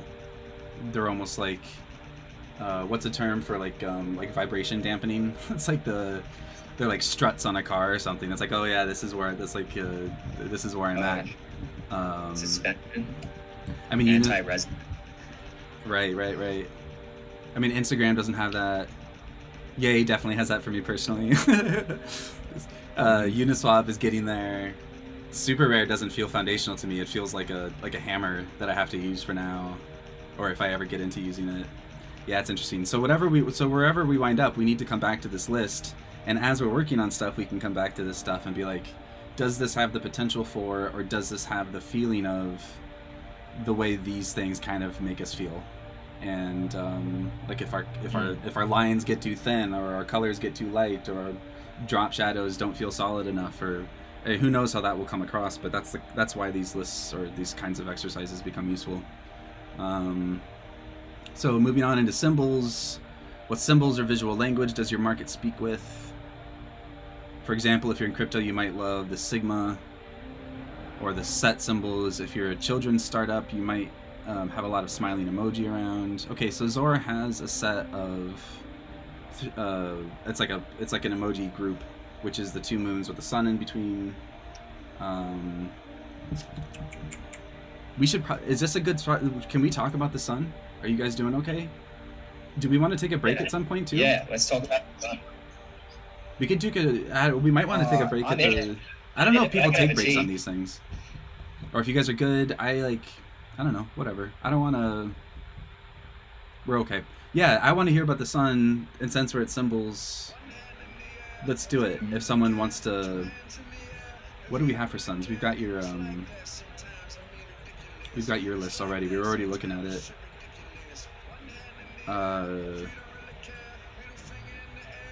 Why did you pick these emoji when you were first going through them?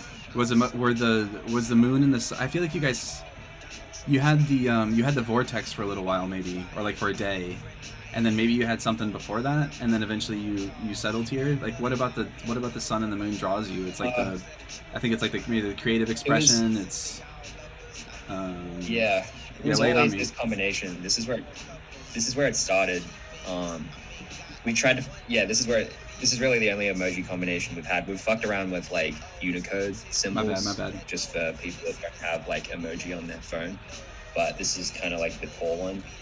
I don't know. It's one of those things where we like I didn't think about it too much, but I think like the reasons the sun kind of resonates, it's like it's illuminating.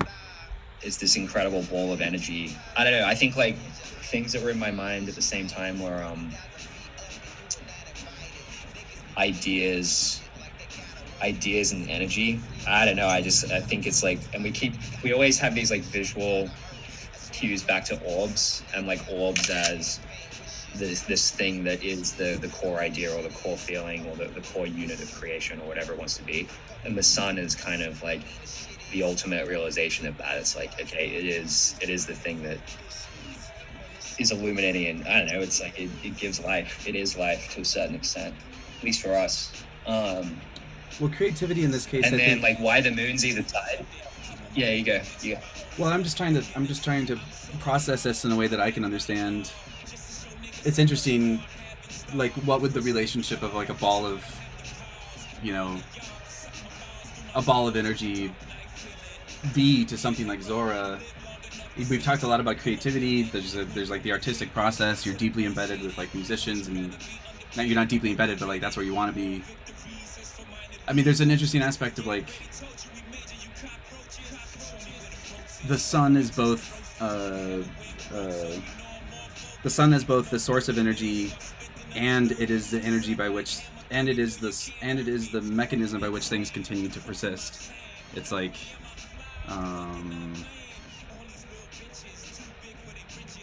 yeah, I don't know. I don't necessarily want to try and say that again in any way that made any more sense. It's just sort of like there is a reciprocal nature to the creation and the creativity involved here, where I don't know. I mean, you look at all these things, and it's like you're getting this larger symmetrical shape built out of a bunch of smaller shapes. It doesn't seem like you guys are ever necessarily drawn to I mean, you are when you get into spheres, but you were starting to talk about the moon. What is it like? I think you were starting to talk about like how it's reflective and the difference between the two. Yeah, I guess like, Duh. I mean, there is a real distinction between spheres and orbs. I can't articulate what that is, but sphere is the wrong word when you look at the things like the bubbles and the orbs we've got down there. Orbs are kind of like, I don't know, this magical thing you can hold in your hand, whatever. But I think like Hold on, there's a difference between spheres and orbs, and we are orbs, we're not spheres. Is that right? Yeah, it's like orbs have energy, No way. right? It's like I've got five orbs, and yeah, like a sphere is just a conceptual thing. Or we describe it in math. An orb is like, I don't know, it's got a kind of yeah, like a sphere is an orb is a sphere, but an orb it's like 50% spheres, 50% energy. Like I don't know why that annoyed me so much when you said sphere. It's like no, that's like calling the sun a sphere. The sun is like a fucking circle or something. I don't know, it's just like way too reductive. Anyway, sorry, moons, man, my bad. That was sunnest of me. Moons. That was great. What did I like? I don't know. This was kind of, I think, why I started looking for emoji combinations was like I noticed this emergent thing in crypto where, and like people have started to like articulate this way better than me now, but emojis become these kind of flags or symbols that anyone can use to signal or relate some community to an idea or thought. It's kind of like decentralized brand. It's like here is a set of symbols that people can now freely use and relate. And now if it gets used enough, you know, people can start to like people have used these symbols everywhere over Twitter and like in ways that are like spiritually aligned with what Zora is, which has been like one of the most fulfilling things we've seen. Well, I've seen like while doing this project. The moons, I don't know, it's just well, that's kind of crazy. Holy shit. Yeah, the moons, I don't know, just it completes it. It's kind of like it's the community around the thing. Well, I mean, it's interesting that like I think you just said it, which is I think the moon is reflective, and it's these two moons witnessing the creative act or the both the creation and the creative act, and I think through the I mean, to some degree, you know, this might be an interesting point where how much like we've spent a long time talking about the creator and the creative and the artist, and we haven't spent too much time or any time talking about the audience or the collector or the buyer or the demand side of the market. And I guess as I'm looking at it, you just see these. It's cool that there's like hold on, let me go back to the original. Like, part of what I've seen here is that there's an individual object, which is the sun. It's not duplicated at all. And then you have these two suns, so you have the sort of like, let's say the sovereignty of the moon has sort of been taken from it by this duplication, and so to me it represents something that isn't necessarily the object itself, in which case it and it's just looking right at it, so it's like it's the fucking audience looking at the sun, and then it's cool that they reflect in as much as I wonder, like, how much of the creative process or how much even of the utility of the technology should be or could be the people who are buying this stuff passing it on, talking about it, sharing it, or like when we're talking about the logo, you know, is it a triangle pointed towards the sun, like it's very singular and like action oriented, or is it something more like a yin yang where it's, you know, two sides of a relationship between this force and where this force is expressed, or, you know, that kind of thing. So yeah, it's funny, I've been trying to understand. We've talked about your emoji a few times, and it never occurred to me until you were talking about the moon in reference to community that it's just like, yeah, of course, or at least that's how I'm seeing it. It's like, oh yeah, duh. You've got like a prima donna creative force energy in the middle, and then you've got these suns on either side being like, oh yeah, man, this is rad. And then also just by experiencing it, they're reflecting the energy of it. It would be cool if the moons were different like illuminations, just like they're being dumb. So that's cool. Do you have, as we look at your symbols, nice, I forgot I did this. I was trying to zoom in on your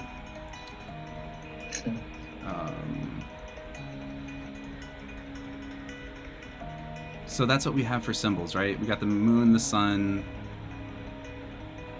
the moon. Symbols is ours truly as a symbol. That's interesting. Mm-hmm. I think that just means I should be asking for things like slogans somewhere. I don't think, maybe I didn't, maybe I missed that. I thought I asked for that, but maybe I mean, a symbol can be words, right? So yeah, for sure. No, it's a where you put it is appropriate. I just think not everyone is as sharp as you and realize that would be like that either drew that out or that it was just a good place to put it. Ours truly, Zora. Yeah, ours truly was always very trippy as like a slogan because it's like speaking as a group and an individual at the same time. Also, it's just got like a sincerity that you don't see too often.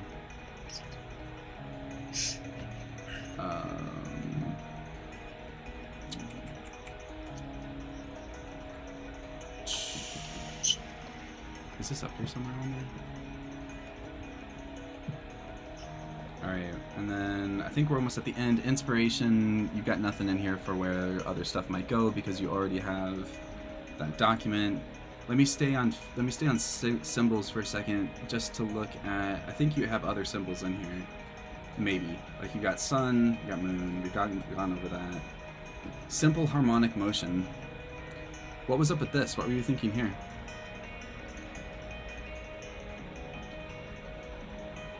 Wait, where?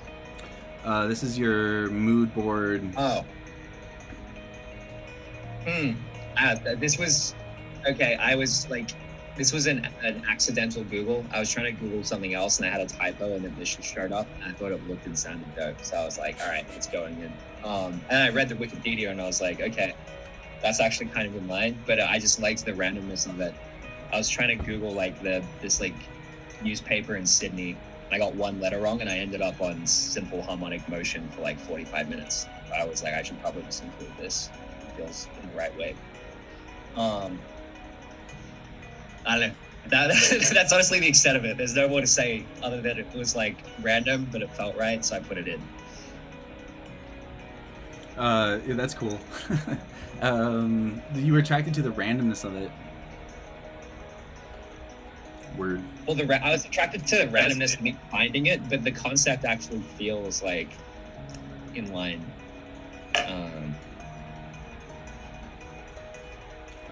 Yeah. Anyway.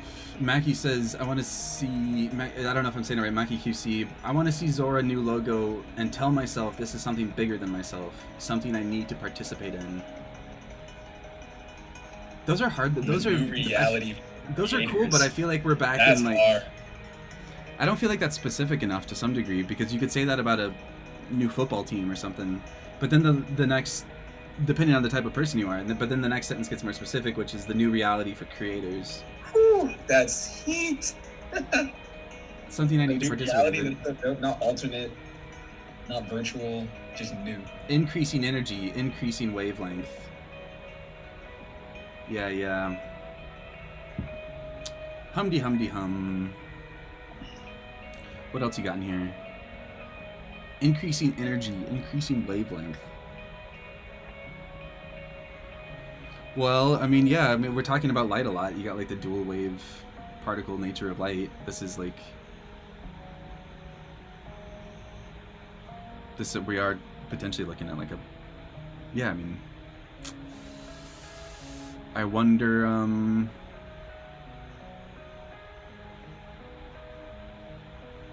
geez, yeah, I don't know.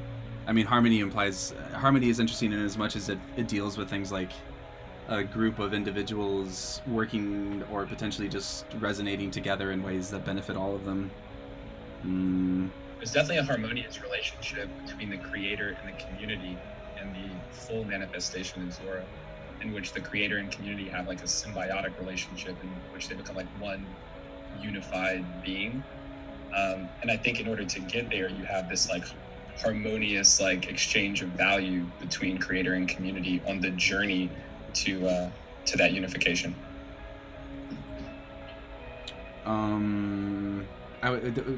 Would you say that's something like internal consistency, where it's like what applies to the community also applies to Zora itself, which applies to the seller? It's like they're all kind of running on the same juice. Their interests are aligned.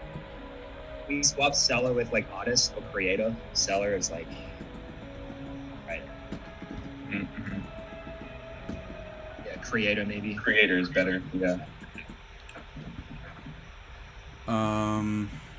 Yeah, on a practical level, it's like all of the incentives are aligned to maximally benefit the creator and the community.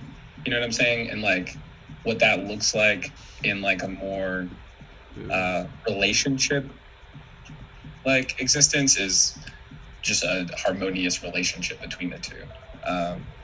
But yeah, this is definitely, I don't know. Yeah, they're all the same thing to me. Creators are communities, communities are creators, and the combination of those two things is Zora. Not that we're getting into like website design or like diagramming or anything, but I wrote this up here at the top where it's like Zora connects to creator, connects to community, and they all kind of have the same mechanism of relating to each other. I don't even know if I'm necessarily communicating that or understanding that correctly, but then I got kind of cynical and I was like, well, really, it's like creators using Zora to communicate with their community.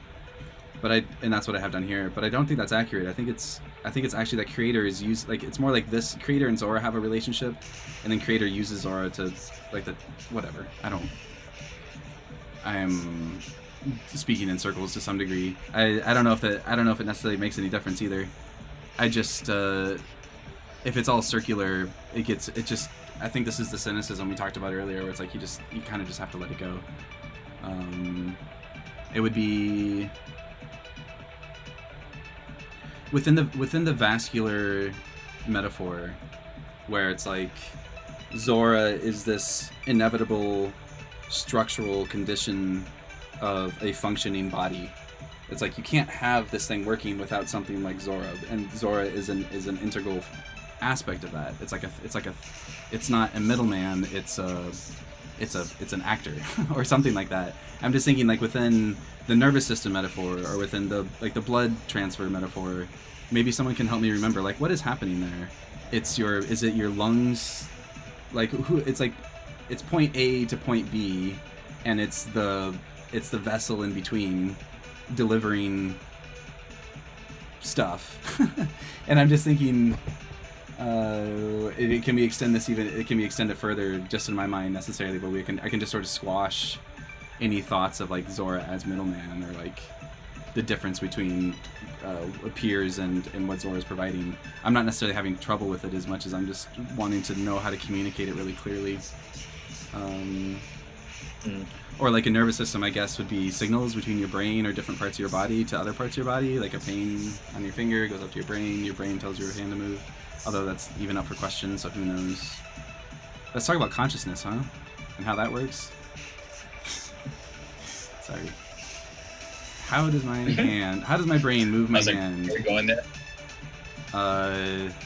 So here we are with orbs. Do we have orbs in our, is orbs worth putting in our list of symbols? I think it fits somewhere in the visual identity, yeah. Maybe it's not the logo itself, but it's like supporting, or it's something, I don't know. It feels like there's something there. I don't know if it's in the logo, but orbs are definitely a thing. Definitely. Is it? Yeah, orbs are weird. Like I don't know if I've ever had a client say orbs before. And I'm trying to, weird in a good way. Like I'm super into it. I'm trying to think about what they mean within the, like, why orbs within the context of what we talked about.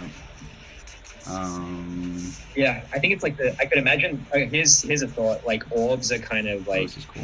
in this, a digital canvas in a way. Like if you think about like a painting requires a canvas to be painted on. An orb we could think of as like the digital equivalent, in that it's the medium upon which like the idea or the media or the creation can be bound within. Which like feels right if you look at the kind of bubble with the flower in it. Like I think that's kind of like what we're getting at. So I think it may be it's the blood and the logo, blood but I and could the imagine blood cell. Yeah. What were you saying? Sorry. That was kind of it. It's just like, yeah, maybe we could look at it as kind of like the digital equivalent of a canvas. Yeah. For painting. I think that's kind of what we're getting at. Wait a minute. The digital equivalent of we're talking about orbs. I think I must have missed like a half second where the equivalence between an orb and a canvas. Help me out. These are cool. Well, you need a canvas to paint on, so it's like it's the medium and the vessel for the painting. We could like, one way to come at orbs is like it's the vessel, like what sits within that orb is the idea or the creation itself. Mm-hmm. And without that orb, it can't be held onto. It can only be loosely looked at. I don't know, it's kind of like, it's the thing, like by creating a token for something, you were putting it in an orb to some extent. Yeah, I like that. That's kind of cool.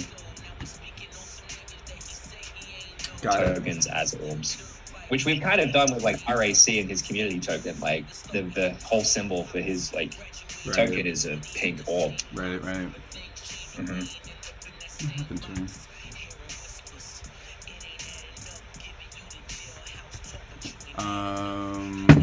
Yeah, the ecologist said edgeless, sideless, but indisputable existence. Facts.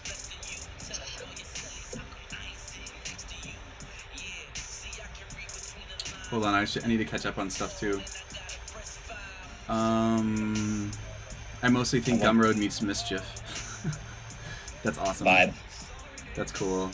Electromagnetism, nice. Exchanging valence electrons, jeez. Smart people. Orbitals working with the spiral motif. Yeah, nice. So honestly, that's not wrong. Jacob, you said it's not wrong with the exchanging electrons. Jeez. Harmonic notion. What Ambiguous? Why did you bring up harmonic notion? Or what is it? What do you mean by notion? Quiet theory. I dig the idea of calling something like Zora an invention instead of a company. Yeah, I'm into that too. Invention is the wave. Edgeless, sideless, indisputable existence. It's how much do you get? Like, does inventor give you guys strong feelings too, like as a term or like as a profession, or Do you guys? I don't know. Like, how does? It definitely How does that sounds sit with you? pompous as all get out. There's no way that you can get around that, but I think it's more true to what we're doing. Well, I guess the question for me is like, if it wasn't pompous, do you think that you would be claiming it more often? Like, is it an aspiration for you? Is it something that you've avoided saying? No, I feel like, I don't know, we're being, no, I don't think we shy away from our ambition. No, not you. I'm talking about like you. I don't mean Zora. What do you mean? I mean you, like D and Jacob. Like if and- somebody called you the inventor of Zora instead of the co-founder of Zora. No, would you I mean you like no, have a like you go on preference a on it? like you I go don't- on a date. How far are you from ever claiming yourself as an inventor? Or like even like on LinkedIn or something, you know? It's like Oh, how far is that language from your I'll heart? never use that word. But is it? I don't even use co-founder. I just use co-creator. Like co-creator is the word I use. But how much of that? That's okay. So I'm with you. This sounds familiar. But so then the question for me is like, what is that based on? Is that how much of that is like shame, or like humility that you're going to be mocked, and so you're just kind of getting ahead of it. No, I Or is don't it worry just, about being mocked. I think I just want to get ahead of myself. I think it's based in like, I think generally is everyone on the Zora team, I feel like is extremely humble. I don't know. I think it's like, But you just said it. What does being an inventor have to do with being humble? What does being a co-founder have to do with humility? I didn't say I want to be. Well, I don't want to be. I don't label myself as either of those things. I walked back in halfway through the conversation. I got a glass of water, so I'm catching up. No, I it's- guess it's like. God damn it, Jacob. No, my question was inventor, and it's just triggering for me, and I'm curious like how it sits with you guys, and I'm looking for sympathetic hearts here a little bit, because it's always a term that I've struggled with, and now seeing it come up again, and now it's in the comments a bunch. It's like, does this sound from? I'm not sure why inventor or calling these things I don't think that's inventions is as rare as it is. Like these things very much Yeah. are inventions. And I feel like it is super pompous to say Yeah. that, and I don't really get why, but I share it. Like I would never call myself an inventor, but secretly I would probably love to. And when I was a kid, I wanted to be an inventor for sure. Like for a Maybe long. that's the thing. It's a term that other people use for you, but it's not one that anyone should really describe themselves as. But why? It's like a technical. I don't like know. If you're making. I don't know why. Right, I don't right. know. I agree with you. The question is why. Like Wait, it doesn't is it? make sense. It's like an Okay. engineer. You're an I engineer. wanna talk before I say. Like you're not saying you're a successful inventor. You know, it's like things that didn't exist now exist by Yeah. way of the kind of work I do. Okay, Hayden Adams is the inventor of the Uniswap protocol.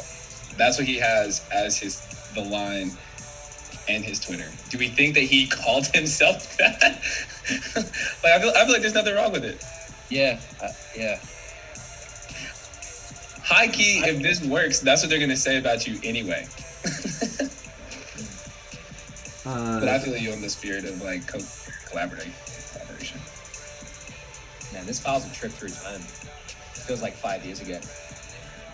Putting an inventor in your Tinder or LinkedIn profile sounds very 2022 to me. Yeah, awesome. Might happen. It could happen. I've had it on my site and stuff before, and then taken it down again. This was nice. Slava's work here. Is that him? I think this was me messing with his stuff. Yeah, that's That was from Figma though. Before I knew how to. Oh, this was cool. This would have been this. Actually, this was cooler, where it was all random. Get people to fill out their boxes. Yeah. I'm just seeing if there's anything else to grab here that would be useful for people. We could do. Would it be useful to pull any like sometimes assets can be useful for setting context around the mark, just to see how it, like, whatever we come up with, unless we're like super inspired and going. What's up? I don't think any of those apply to what we have now. The previous aspects. Well, it's not so much that. apply. I mean, you're not like a. I might argue that you're not like a new entity as much as you're just growing up into your next stage. Yeah. And so within that framework, I might say that your whatever new thing we figure out probably shouldn't look bad with your old stuff, and that your old stuff is a fairly good way to get like some sort of gut punch when we need it to see if it's like vibing well or sitting well, you know? Yeah. So I think that's what, if I can actually pull it off, which it doesn't seem to want to. Oh, it's because these are screenshots. But even so, why isn't this working? It's weird. If I can pull this over from Illustrator, I'm going to grab these patterns, but we will see.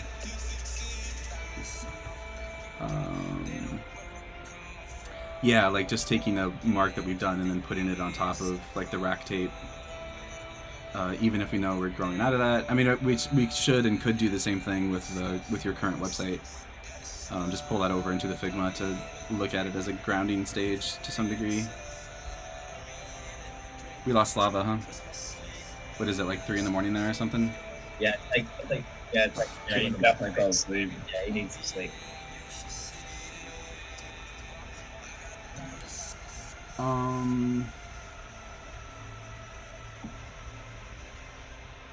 Man, comments moving fast.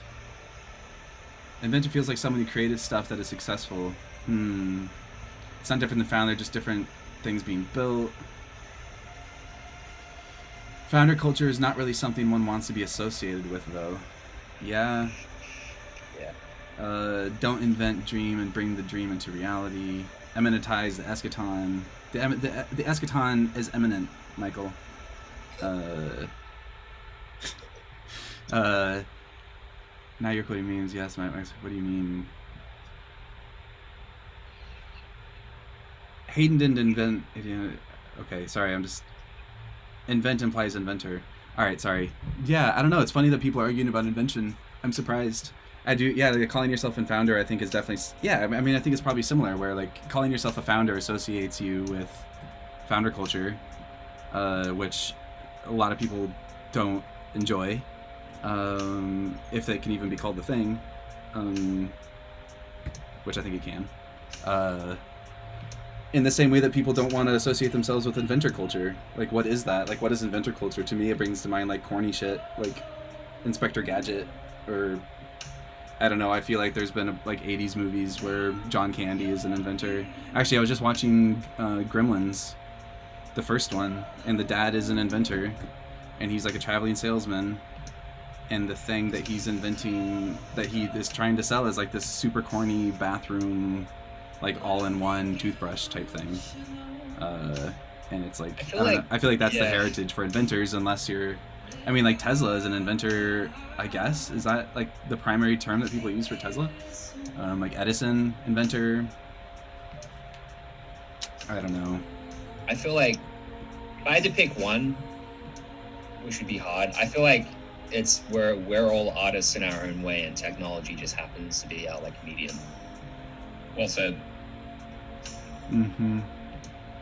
Yeah, we're all creators. Yeah, my version of that is that I think I've come to terms with my temperament and my approach being fairly artistic, in which case I don't really ever say this out loud, but it's like I am an artist who works in the medium of design. Is generally how it feels. Mm-hmm. And it's been useful that framework has been useful for me. Yep. All right, well, we got through the document, so that's cool.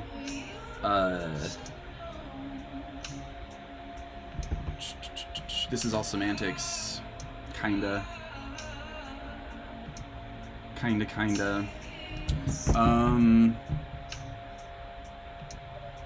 Let me think here. I love this song, but it's killing my vibe.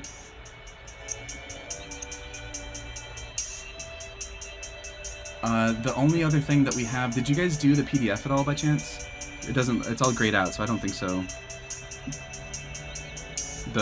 With all the symbols and all that junk. And we mentioned when we were just jamming out, I think yesterday. It's like you have an idea for what it is in your head.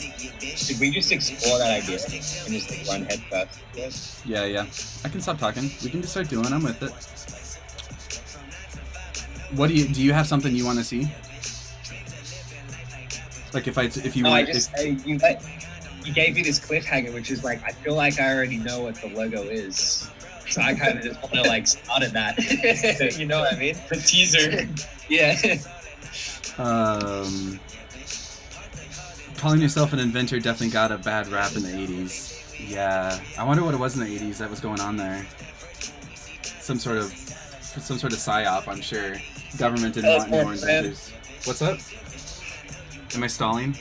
Quiet period. That's Brian. I was just saying, yo, tell us more, Brian.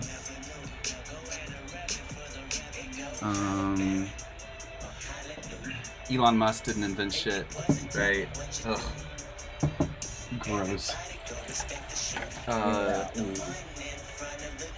Yeah, I'll jump in. We all inventors. We all creators. What? I'm trying to do more candles in my life lately.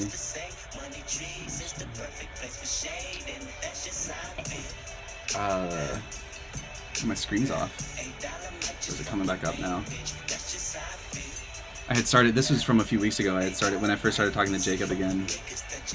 Wow, my stream is super duper, super delayed. The stream? Yeah. It's so far behind, or at least on my phone it is. It's behind on my phone too, but whatever. So yeah, I had started to play with letter forms here. This is like, none of this is related to what I've been talking about yesterday, Jacob. This isn't what I had in mind. This was just, there are some cool things. I am not, in case it's not obvious, lettering is not my forte, and I generally avoid it because I know if I'm going to do it, I should hire someone. But if it gets simple enough, maybe we can pull something off. But no, okay. So here's what I've been thinking about in terms of the Zora mark. Just within the, like I said, I was talking to Ruby, my daughter. She's 8, just turned 8, and I was explaining Zora, and I was talking about how it was like a, they kind of know what Rick and Morty is. I was kind of talking about like wormholes and like the internet and how, you know, it's sort of like tubes and things, you know, connect to servers, and I mean, she knows what the internet is and how it kind of works, but I was sort of reminding her within this context and how it affects artists, and she knows that Facebook is kind of its own thing in terms of how it controls people or controls content. So I think the wormhole thing just kind of triggered something in my mind where I have so many files open, and I'm wondering if I want to quit them all before I start drawing. Because I don't think we actually did anything here. The two symbols that I have in my mind are this notion of a wormhole or a vortex or a spiral like we had from a few months ago, and then this new component, or new to me, where you guys are really calling out this notion of creative energy and the orb and the sun. And I think if you combine the two, you wind up with the sun in a spiraling configuration. And if we do it right, I think it could look like it's pulling you in and it's pushing you out at the same time. Like you're falling into it, and it's like this expressive explosion. And Jacob, I was telling you that we had actually kind of drawn it once on the stream, and someone on the stream taught me how to do the trick that I'm about to do, which I didn't know you could do in Illustrator. Man, I keep touching my head. While Illustrator restarts. How old is my daughter? My daughter is 8, right? Well, Adrian, I use logo design jobs as ways. Well, I know what my strengths and weaknesses are to some degree. As like I'm learning them as a person and also as a parent. And one of the things I'm learning as a parent is just I will just say weird shit to them in the hopes of sort of breaking their brain to ways that they're being taught. And one of the ways is I'll try and hire them for client work. I'll try and hire them for little client gigs. and then I'll just explain the concepts behind the businesses and the market forces and whatever before they start drawing this stuff.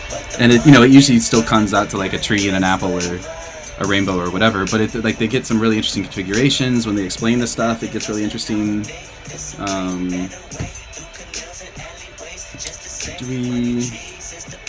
No, I'm just gonna start a completely new document.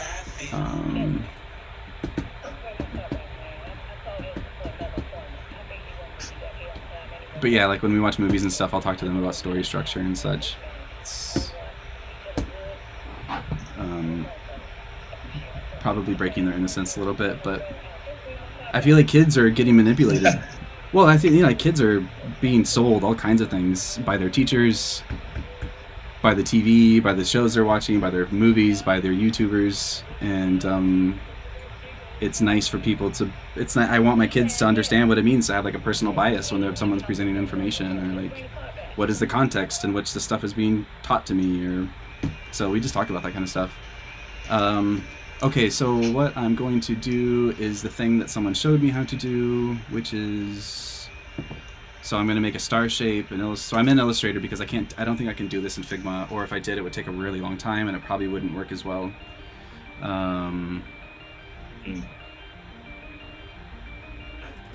So I'm making a star, like a double radius circle, with a bunch of I don't know, actually know how to say it, like binary points, triangular points, I guess. Let's do 10, I'll do 20.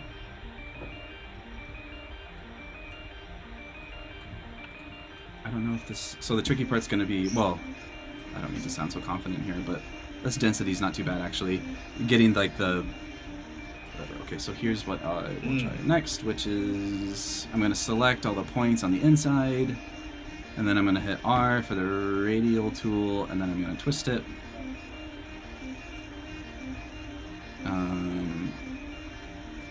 And you start to see what I meant, which is just, this is first attempt, but I think we can do... Whoa, crazy. So that, I would say, is too, let's just try the same number of points. I'm smiling just looking at this. Same. Well, it was interesting to plan this with Jacob because it's like, so what happens if we come to something that we all like within the first, hours of working on this? Like, we have all of this time planned, and, it's kind of a weird concern to have. But I think worst case scenario is we just push ourselves to come up with more, and it'll give us more time to like build stuff around this. Not this, but I mean whatever we would have come up with in that scenario. Yeah. So I think that's what I was saying. It's like, if we discover it in the first 2 minutes, we should just accept that we've discovered it and then just play with that discovery for the rest of the time and apply it. I don't think we should keep exploring if we have the thing. Because yeah, it feels really close. So yeah, we shouldn't try and just keep exploring other concepts if we know we have the one. I think that's what I was saying. Well, yeah, I don't know. What's going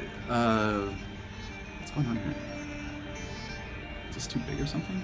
And maybe it's not even something we need to think about because we might not. But, yeah, well, that was kind of the conclusion we came to last time, where it's like, we'll just play it by ear. I do like the idea of trying to come up with some other stuff, just because we do have like so many brains involved in the discussion, and it would be a shame to just. I mean, I don't know if I can necessarily. It's directing thought towards identity or like graphics or Twitter, social, or ideas that we haven't had yet. Is a different kind of group effort or skill or agreement that we're making than like working on a logo together. So I don't want to force anything either, and I don't want to like waste time on unnecessary explorations. I do think it could be the other thing too that happens with logos is that a lot of times you might want to try a few other things just to make sure that you like the one that you like. Like that we could try some of that kind of thing, but again, it's like, I don't know. Let me think. I like the length of the I don't know what you'd call it in that second version you did. Yeah, it feels nicer when the spires, or I don't know what you'd call it. The points are like longer. The rays maybe. Yeah, the rays. Yeah, it feels nicer when they're slightly longer. Longer? Or I'm sorry. I thought you had said that you like the newer one, but you like the longer one. Yeah, I like the longer. Yeah, if you zoom out and go up a little bit, there's Yeah, okay, something cool. about the long rays that feels like tight. Yeah. Nice buzzsaw here. One thing to think about is this a what are the implementations here? I'm just as you said, to me this looks fairly unwieldy as like if you're gonna need something like an Apple Pay button. I mean, it'll probably work. This would reduce down. I don't want to. I'm usually not the guy saying that kind of thing. Of course, it would work. All right, so let me just let me try this guy that we had already done with the like the one to the right. Yeah. That one to the right. Whoa. The it's cool. The curving of it makes it feel happier. The curving of it makes it feel happier. Yeah, oh, the curving of the corners. Yeah, or like what are you calling it when you're like kind of twisting the whole thing around like that? I would call that twisting. Yeah, the twisting makes it feel happier to me. Interesting. Kind of.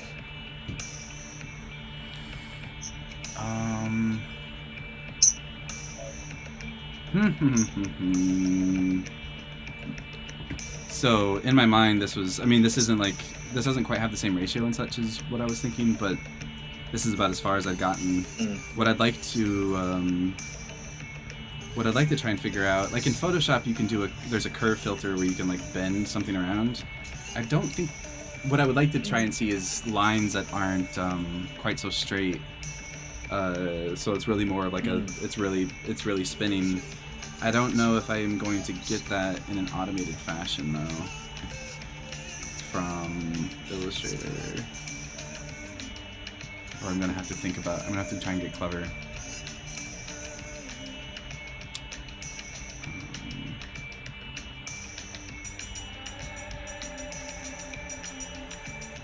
There it is.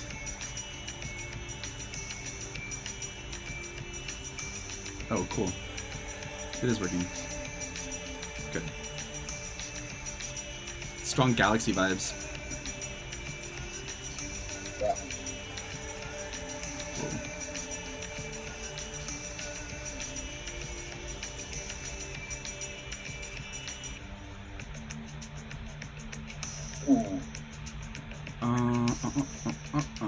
So I would say that the length of the rays should be somewhere in between what we started with and then that second one I did, because this is cool, but it feels too much like hair, or I don't know. I mean, it might be fine. I'm just saying I want to see it a little fatter. Or what else can I mess with? I'm gonna do fewer points, and I'm gonna do a deeper inner circle. And see what that does. Yeah, that's cool. Have you guys had any inclinations? This was a part of the as I'm messing with this, just to kind of keep your brains engaged slightly too, because I'm going to put type under one of these here in a minute. Have you guys had any new inclinations or thoughts on fonts? Things that you've seen that you've liked? Do you want to try and get? You guys skipped this part, so now I have to ask it without visual reference. Although we could just look at the worksheet real quick. Slava, we've been using Favorite for the original brand, for the new site and experience and everything. We're just going to Enter just because it's more utilitarian. But yeah, Slava's asleep. So I feel like that's a thing for him, but I can say that we're using Enter for the next evolution of what we've got. INTER. That's really where we're at. But that's for the product. But that's for the product. I guess like I kind of liked that curvy raw. I don't know how to describe that thing you kind of showed earlier. Curvy I don't know how raw to describe thing that. I showed It looked earlier. cool. I closed all my windows. What? Shit. Yeah, Well, I've got a had a bunch. page with like. Go find it. It might be in the Figma. I've got a whole bunch of typefaces in there. Is it in the Figma? Go into the inspiration board, Okay, let me and there's a couple columns of type, and maybe we caught it. No, you had a page in Illustrator, you had a page in Illustrator that you kind of pulled up before you got to. It looks like weird digital handwriting. I don't know how to describe it, but it was the first thing you showed when you opened Illustrator. Oh, yeah.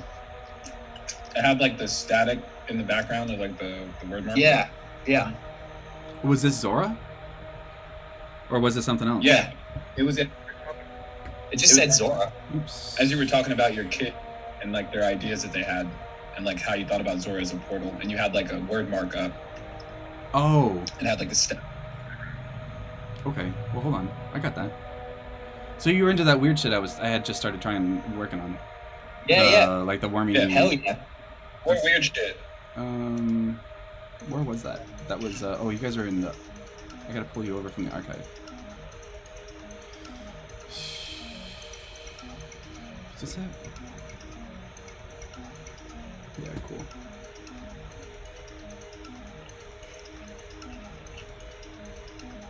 This one. Yeah. One in the middle.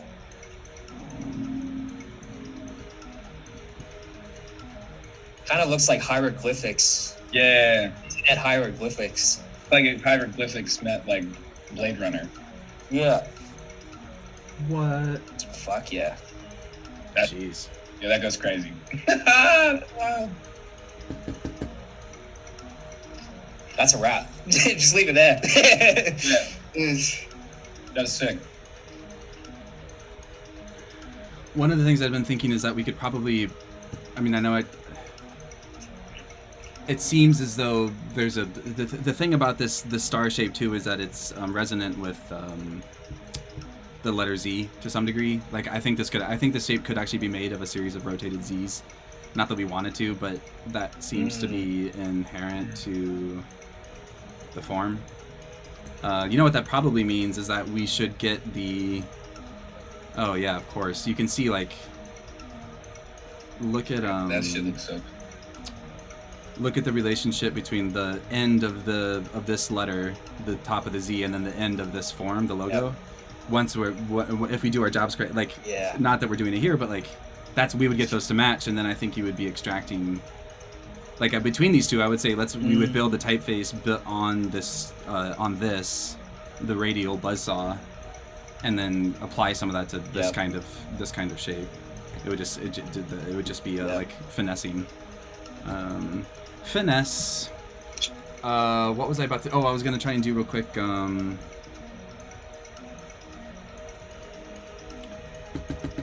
Wow, this is big.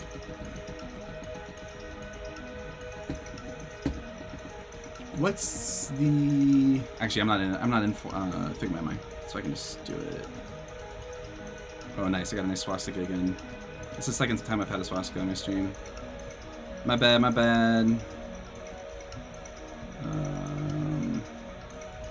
promise. Let's go. Yeah, it's gonna be trickier than I thought. Well, you kind of get what I. Yeah. I think if I was just gonna freehand it, it would maybe be like. This feels. What you're showing right now feels like how would we dial this in? This feels like pretty fucking close, to be honest.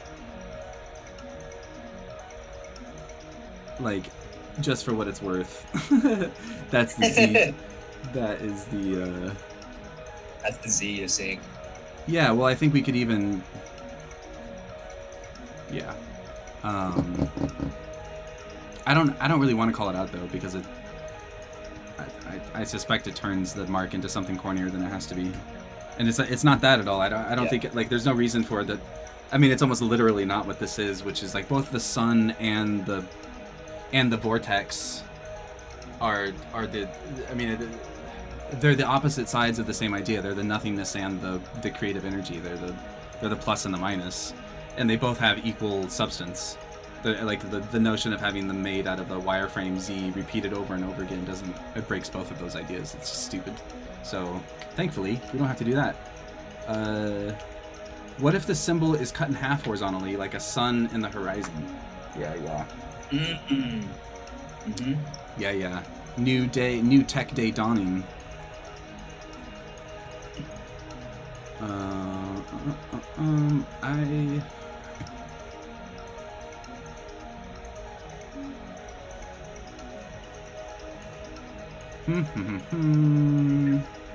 think the rotation's gonna mess this one up. I don't think this one's dense enough for the cropping to work. Oh, it looks like a hand. What's up? See you later. I bet this one will work better. Wait, is that the exact same one? Sorry. This is just gonna look like a sun, I think. Oops. Yeah, well, I think maybe what's happening when you crop it in half, as I'm thinking about this, is that you're losing. The spiral becomes a lot less obvious. The spiraling of the rays. Yeah. That could be fixed, but Something that's, it feels more complete when it's not cut in half. I don't know. it feels more complete when it's not cut in half. That's it's like a it's like a Yogi just to state the comment obvious. or something. Just to state the obvious. No, I mean, no, like, it's worth stating. It's one of those things. It's like, yeah, okay, that as you say that.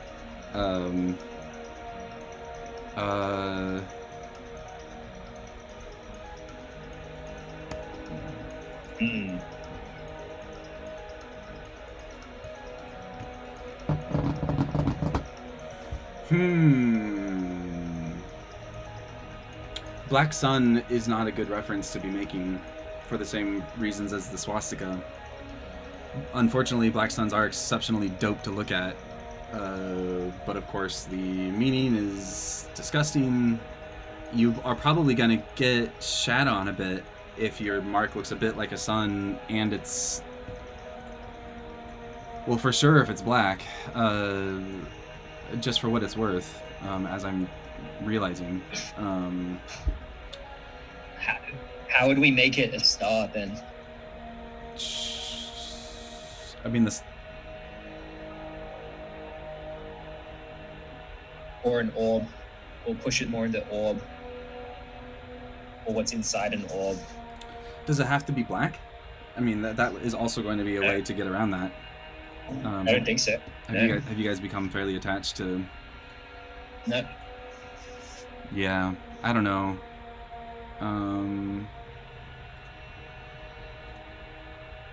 Yeah, I mean, it's like pretty easily solvable, so I think I'm not going to stress it at the moment. But you guys will have to let me know if that winds up being a concern. I definitely want to, like, I guess, put it on your radar, since it's a symbol that I'm realizing we're now. I mean, you guys can Google it. I guess I won't throw it on my screencast, although I do. I mean, I have, like, to be honest, I put it on my Tumblr and such. I have a hard time, even with the swastika, to be honest, I have a hard time allowing people to steal symbols from culture. Like, it's just really shitty. Like, both of these things have really, like, the Black Sun has, like, incredibly deep esoteric meaning for a lot of belief systems, as does the swastika. And so now these are things that we, like, they're harder to talk about because we don't have the visuals that go along with them. Yeah, I don't want to fuck with any of that. Yeah, zero. Yeah.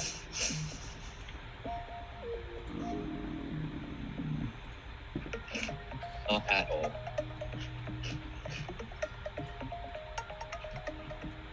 Well,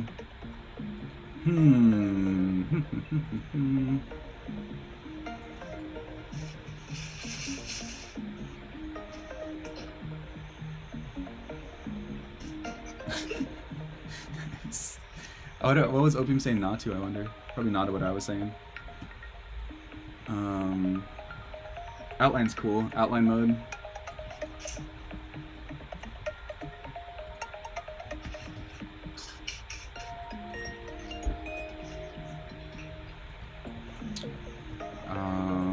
Okay.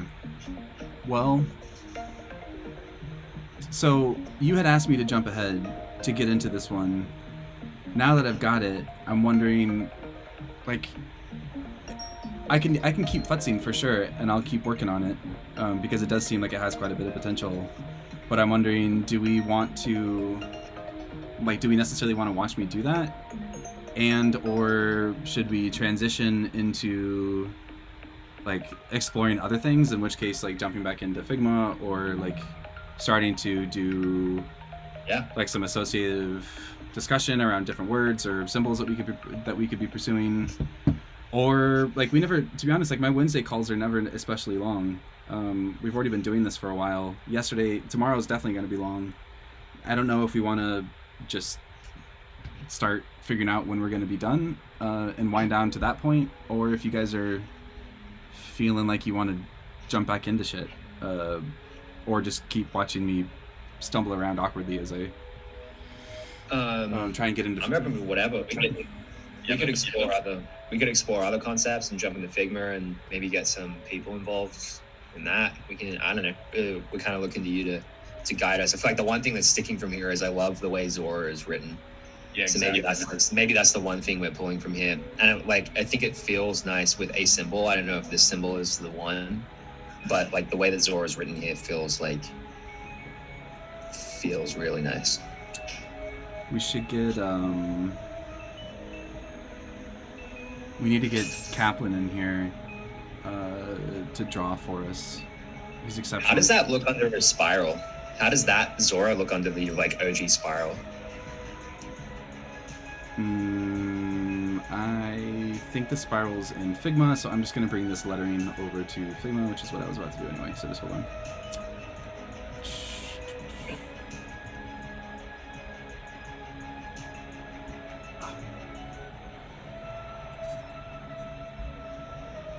Should we do... I'm going to change the background. Yeah, cool. It's a nice contrast. Graphically, I'll say that much.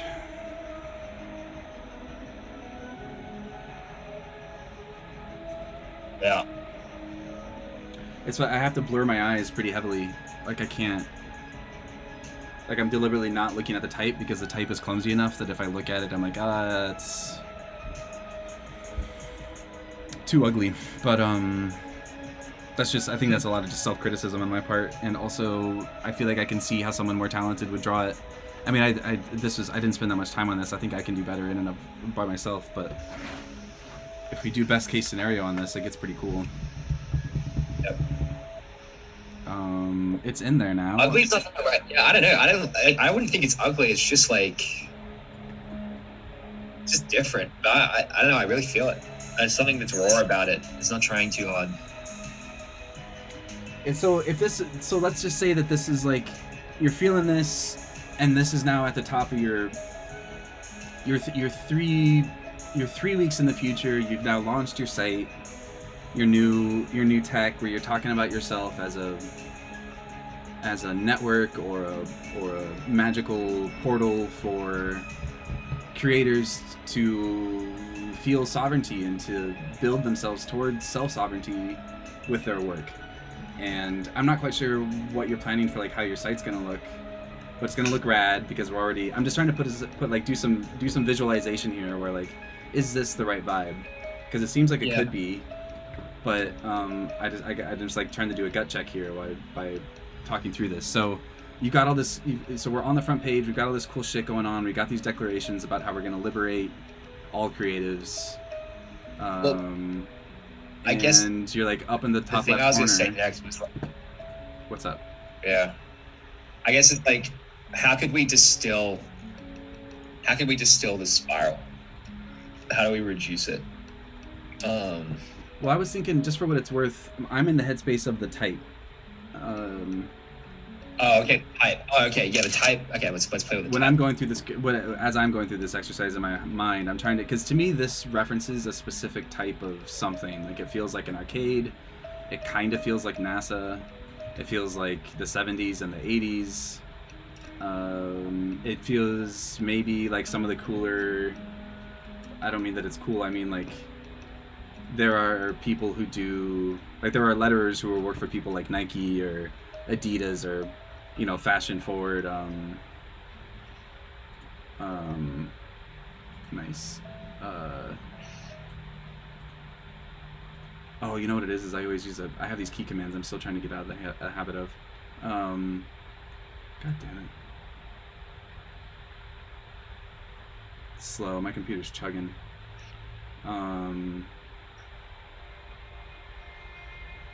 Is this the right look for what Zora is going to be? Because I just, like, even more than the spiral, I would say this type style comes with stuff. Yeah. And so if this thing will ever catch up, I'm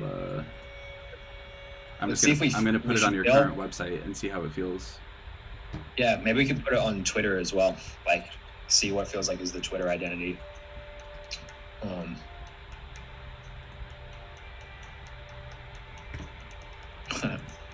That was dead.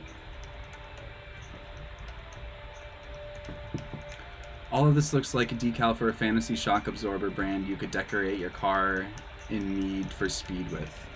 Yes.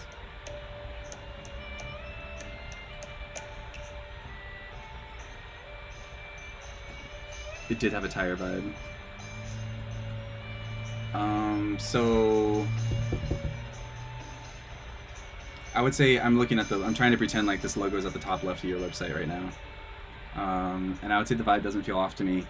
It seems like, I think what we would be going for is like future utility, or in the same way that, I mean, we already know that, I guess.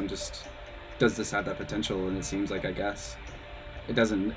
It's definitely not. I'm not looking at this and being like, wow, this definitely isn't going to work, which is in and of itself pretty useful.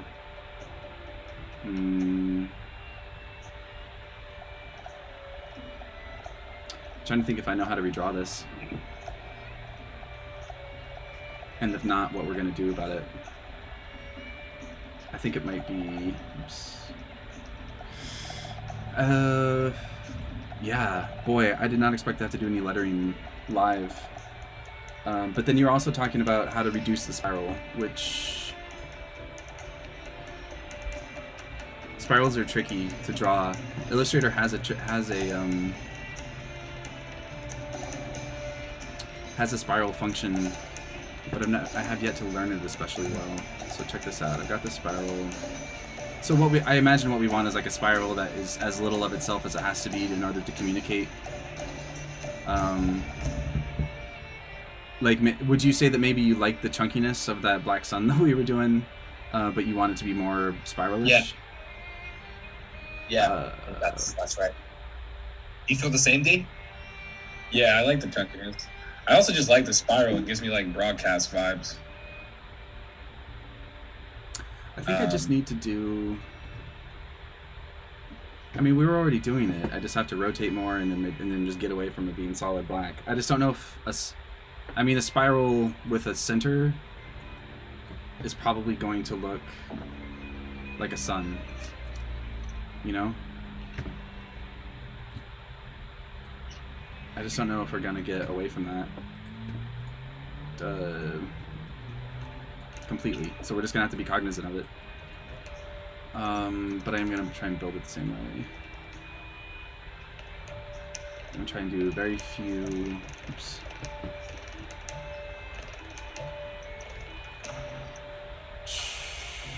Hold on.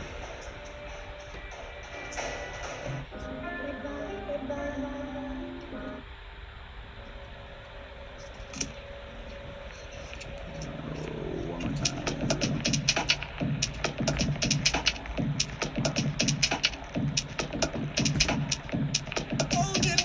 Let's see what happens when you do it with a really shallow. Sorry, way too loud. When you do it with a really shallow.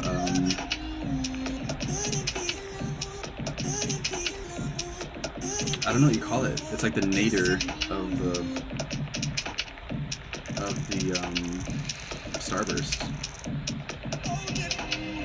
Whoa.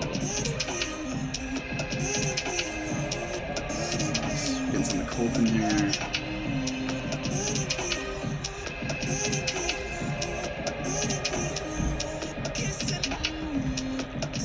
Like, I wonder how many times does it have to go around before it's a spiral? Probably more than none.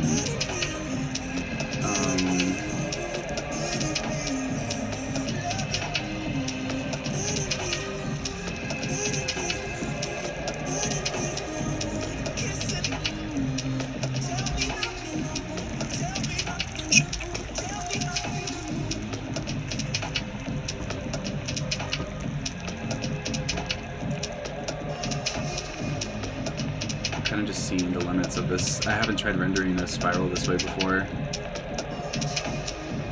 And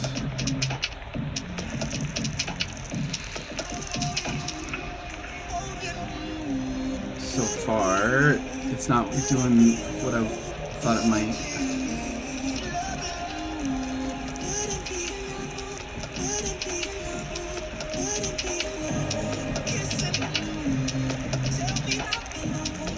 I think we should call it at 3 hours, which is in 15 minutes. Because tomorrow's is going to be brutal. Wow, that's rough. Yeah, I don't know doing it this very well. So let me just do it in a slightly more trustworthy fashion.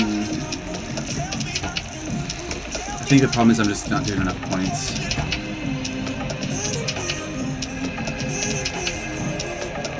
13 years ago last week, that album. And then someone said 7 years ago last week, that album. Or 7. Now I feel completely confused. When did Burial come out?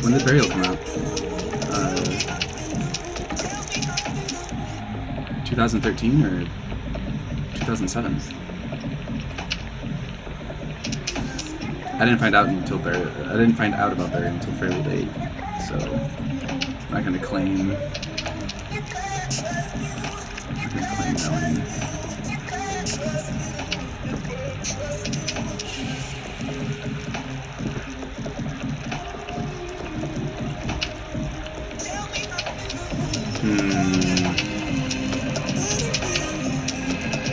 Like I said, spirals are tricky. It's a good thing we're doing it live.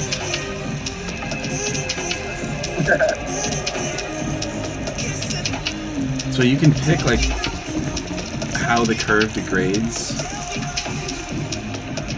So this kind of looks Nautilus shell. Let's see if I do this right. The decay. Oh, not degrades, decays. So 80%. So if it has a 99% decay, I think it's gonna be like it's gonna be like.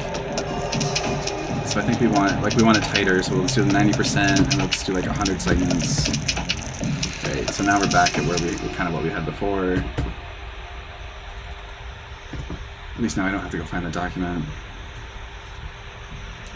And then getting to some sort of basic version of the spiral is, I think, was the request that was made like 20 minutes ago, and I'm finally just sort of catching up.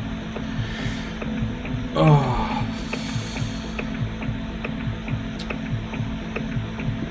Untrue came out 13 years ago. Jeez. This looks like a parentheses or a grammatical symbol or something.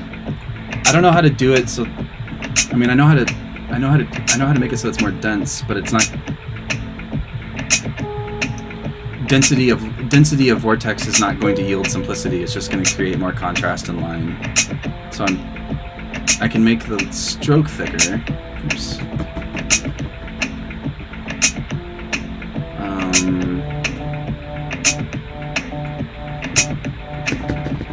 How would you get to a spiral with like 3 circles?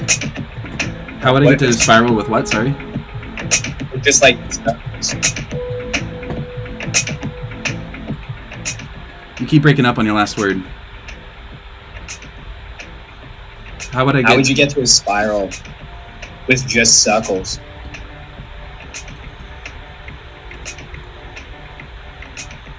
I mean, it would take me a while. I mean, like, I'm literally, like, what happens if you just put 3 circles, each of them inside each other? Like how can we play with circles? If you put 3 circles inside of each other, you mean like a bullseye? Yes. Yeah.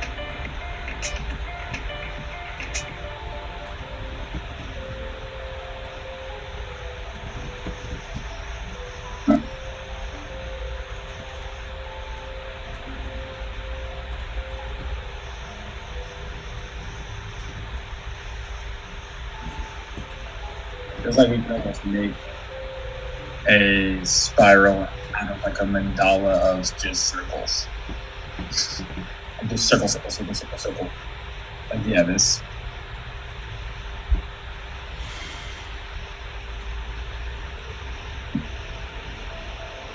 Well, so D, what were you just saying? Can you? I'm sorry. Can you repeat yourself?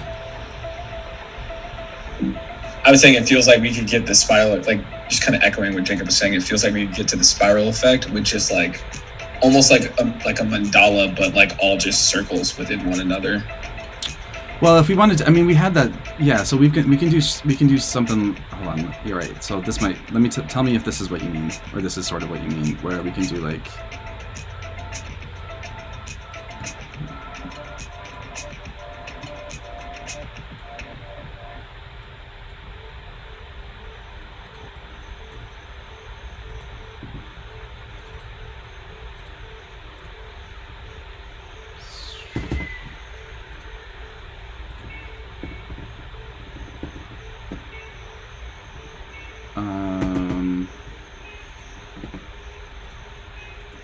Let me just clear. It's crazy to watch.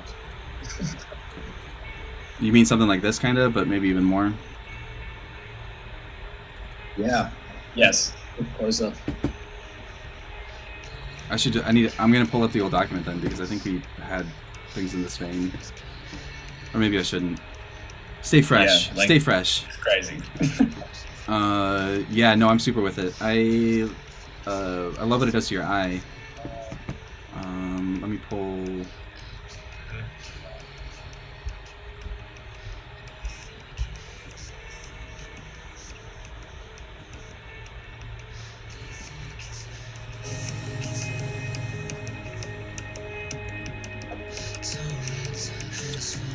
I kind of like the idea of I mean, it's interesting that you guys are gravitating towards these marks that are almost like elementals. Like, I wouldn't say they're generic. Generic's not the right word. It just seems like they're almost like universals or whatever good equivalent there are, like a platonic solid or something. Whereas the energy I get from you on the type is that, like, I'm not getting the same direction from you on the symbol as I am on the letter forms, and I find that interesting. It's almost as though, like, yeah, the wormhole or the spiral is the utility, and Zora, nostalgia mark, cool thing. Like, I don't know what we call this boy yet. He's like cool boy.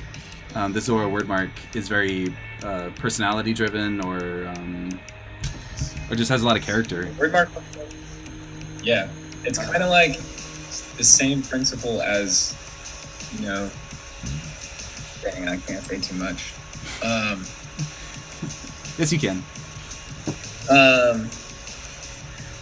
The protocol, it's like the whole vibe and what we're building is like it's designed to be accessible. And I feel like the symbol should be accessible, but the personality and the spirit of the team that's building it, that's what's getting communicated in the word mark or the typeface, right? Yeah, it's almost like it's sort of like this Zora mark wants to get in the wormhole and be transported to. Yeah, wherever. It should look like it's going in there. Like Zora is like, yeah, exactly. I wanted to get like sucked in. Yeah. Because you want to feel like you're getting sucked into the wormhole. Like, when I look at it, I should feel like I'm getting transported. I don't know, like, that's the vibe I get. I also just get broadcast vibes, like a signal going out into the world. Or vibration.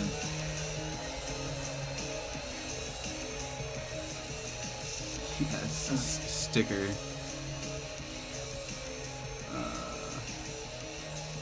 I was just seeing where the angles are taking us here. Although these are non-precise. It's actually a little better that way, maybe. How funny. Super wonky. Yeah, I like. Yeah, it's like okay, so we're trying to. So it's like I feel we're not getting hung up on spiral. We're not getting hung up on sun. This circle, I would say this like nested circle target has like it kind of resonates on its own. It does shit to your eye.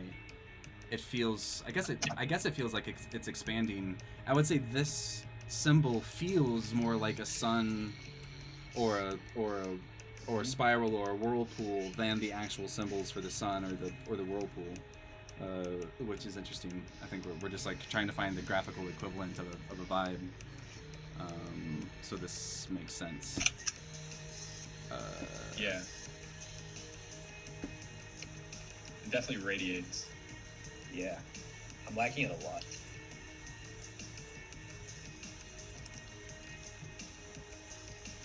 Well, nice job directing us towards it, huh?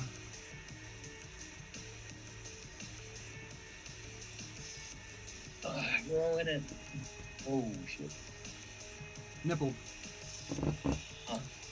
It's like a necklace. True.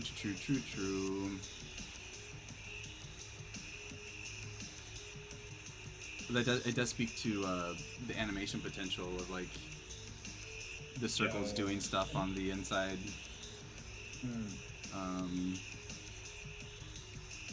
Like I'm just thinking of like a cartoon or like a Disney movie version of a wormhole where the thing starts spinning, or like you start to like everything stretches out into perspective. I have no idea at the moment how I would render that, but it sounds cool. We could. I'm trying to think. Maybe this is going to be a little extra, but I want to see something. Going to see something. This is also going to get it away from being so basic that someone could just draw it. I like to do generally with a logo. I try and keep them simple enough that, because if you keep them super simple, then the symbols have to be really strong. And usually a good way to keep it simple is to make sure that you can always draw it. Like if I can't draw it, then it's fucked up a little bit. There's exceptions, of course, but what I'm about to do is about to take it out of the realm of something that someone could draw, probably. That's why I'm saying this.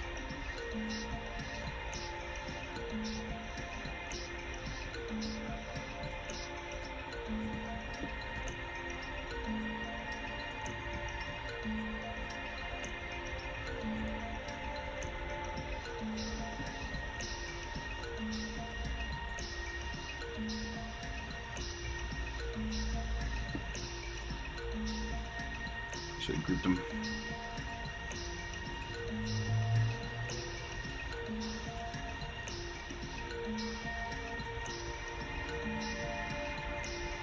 Got some nice spiderweb vibes here that I didn't intend. Whoa.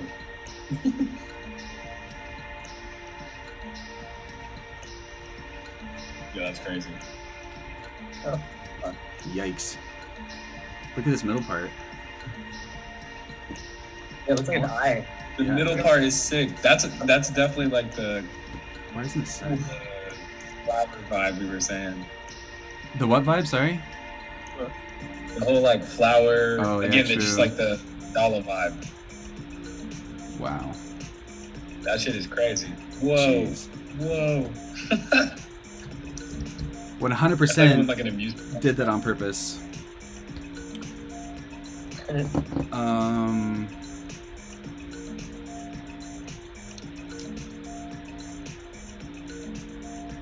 It's actually fairly sick what's happening here around the implied border, where the perspective is shrinking out into the distance and forming a curve around the edge. It's like wrapping around the edge, and it just implies stepping through it to a degree that we haven't seen yet. I'm just gonna see what happens when we actually. There's no reason. I don't think there's any reason we couldn't actually turn that into it. Wow, we were really in there.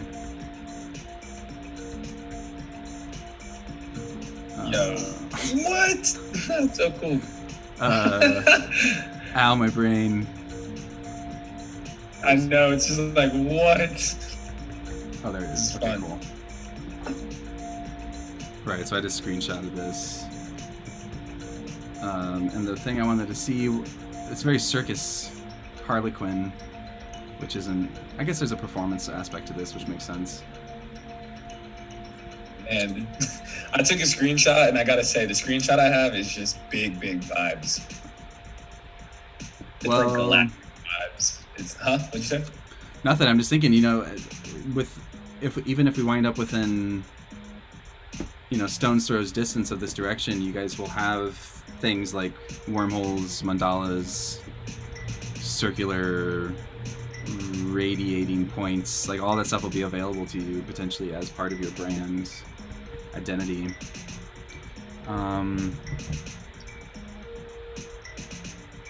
What if the concentric circles get progressively tighter as they recede, implying a spiral without actually spiraling? Right? What if the concentric circles get progressively tighter as they recede? Right. By tighter, I think maybe you mean thinner. Would be my guess. The circle in this with just the square too is cool. Actually, hold on.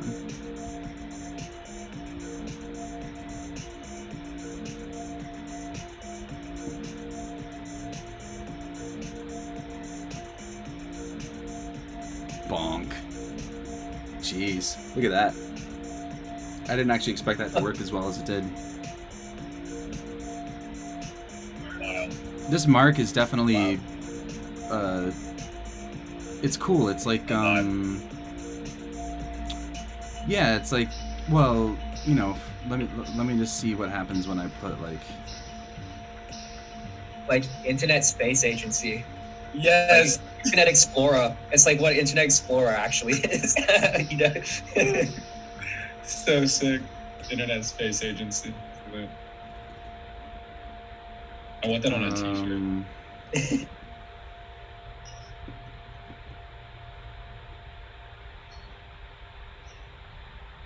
So I just wanted to show, like, contrary to a typeface like this, the type of energy it's bringing. It's definitely. Oh, Jesus, this thing's. I can't believe this MacBook is only a year old, and it still behaves like this. Yeah, I'm not trying. Obviously, I'm not trying to say anything about going into like literary vibes or anything, as much as I'm just saying how appropriate this word mark seems to be for whatever we're doing. Like these checkerboard things are relatively. I mean, they bring a lot of their own energy, but like this approach to the type seems to bring a specificity to them, or an implication about what you're doing with them. Like when I see these together, I just really feel like I mean, of course I am. Like I'm stepping into, like some sort of digital frontier space. Like I'm going on a trip. I'm going on an adventure. I mean, and exactly. I think these concentric circles are getting them too. This one feels maybe more like a state of mind or something. I think, who was it? The Maid Shop was talking about... Oh, cool, the Maid Shop. Nice. What's up? Something like this, maybe. Where they're not uniform, and so they look like they recede. Yeah, that's Slightly. I like the simplicity of this one a lot. Before the weight change, or now with the weight change?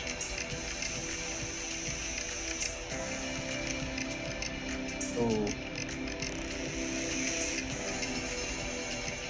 Is it wrong to say both? I guess it, like they both kind of hit in their own way. Well, formally, I would say the left. The one on the right. Oh, well, so the one on the left matches the word mark better because they're both single weight. There's no contrast in weight in the letter forms, and so it just matches a little better. Whereas, I mean, not that they have to in that sense. Shit. Who said? Did you say you like the right better? You know, it's funny. Yeah, I don't know. I just like. Jesus Christ. Go ahead. Sorry. I wasn't saying anything other than that one just hit different for me. I agree. The one on the right. Yeah, it's getting. It's got when I zoomed out accidentally, it gave me seeing it out of the corner of my eye gave me a strong sense of orb. It has a lot more dimensionality to it. Yeah. I'm not gonna get it. Oh, yes. That's crazy. That one's cool.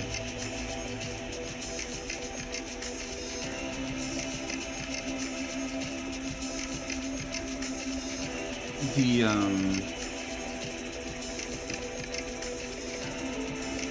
it's too bad it's so hard to control if something looks like it's extruding, or what's the opposite of extruding? Intruding? Embedding? I don't know. Like, if I knew that this would always look like a tunnel receding versus a pyramid going up, like.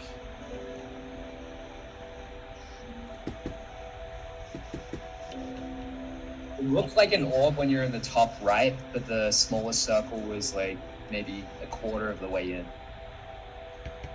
Yeah, that's what I was trying to do. I wanted it to be a globe where the innermost circle looked like a highlight. Yeah. Which I think is what maybe you. I think. When That, when it's a little bit further in, it seems to work. Like, not as close to the border. When it was like maybe just a little more inwards. I'm getting there. Maybe I think it was this one. Part of why this is looking like a uniform pyramid stack is the even distribution between strokes, I think. So for instance, if I were to shorten the distance between the last two circles, I think it would start to look more spherical, maybe? See if I can do it. Blend, expand. Actually, yeah, I don't know. This is gonna be clumsy.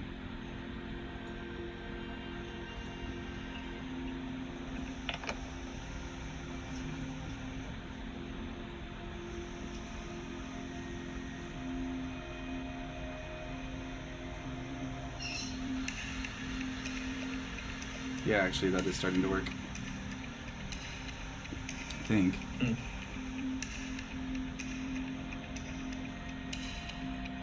It's a little. No, actually, that makes sense. I was gonna say it's trippy that the.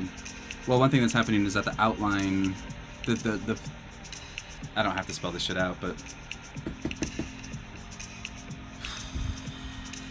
The furthest ring from the middle is also the outline of the mark, and so it's kind of confusing shit because I think it actually should be darker down here. But not like this. I don't know if I can do this either live anyway. Maybe.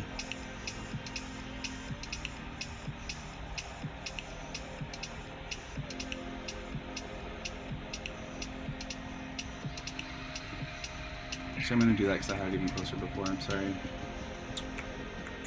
If this looked like a ball, if it starts to look like a sphere, is it gonna still look like it's radiating anything? Like it's sucking you in, or is it gonna look like a floating object, you know? Yeah, I don't know. It looks like an orb here. Can we put it right next to the version where it was all in this, like it was all ordered, but like it had descending weight? Just to get a feel of them next to each other. Yeah. Yeah, that definitely looks like a ball. Well, I mean, it could. It's not. I would say it's not quite. It's not quite there. But I don't know. The one the one you're hovering over is like still hits most. This one. This one hits, yeah. That kind of feels like. Yeah, man. I'd kind of run with that. With this one. Well, hold on. Let's see. Like, check this out. Let's see what this looks like.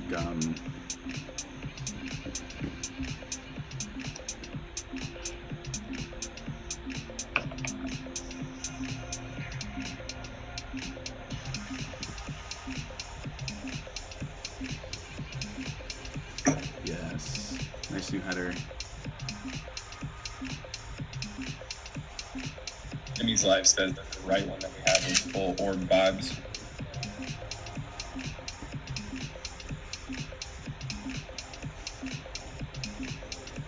This is very like. This makes me feel like an indie record label. Kinda.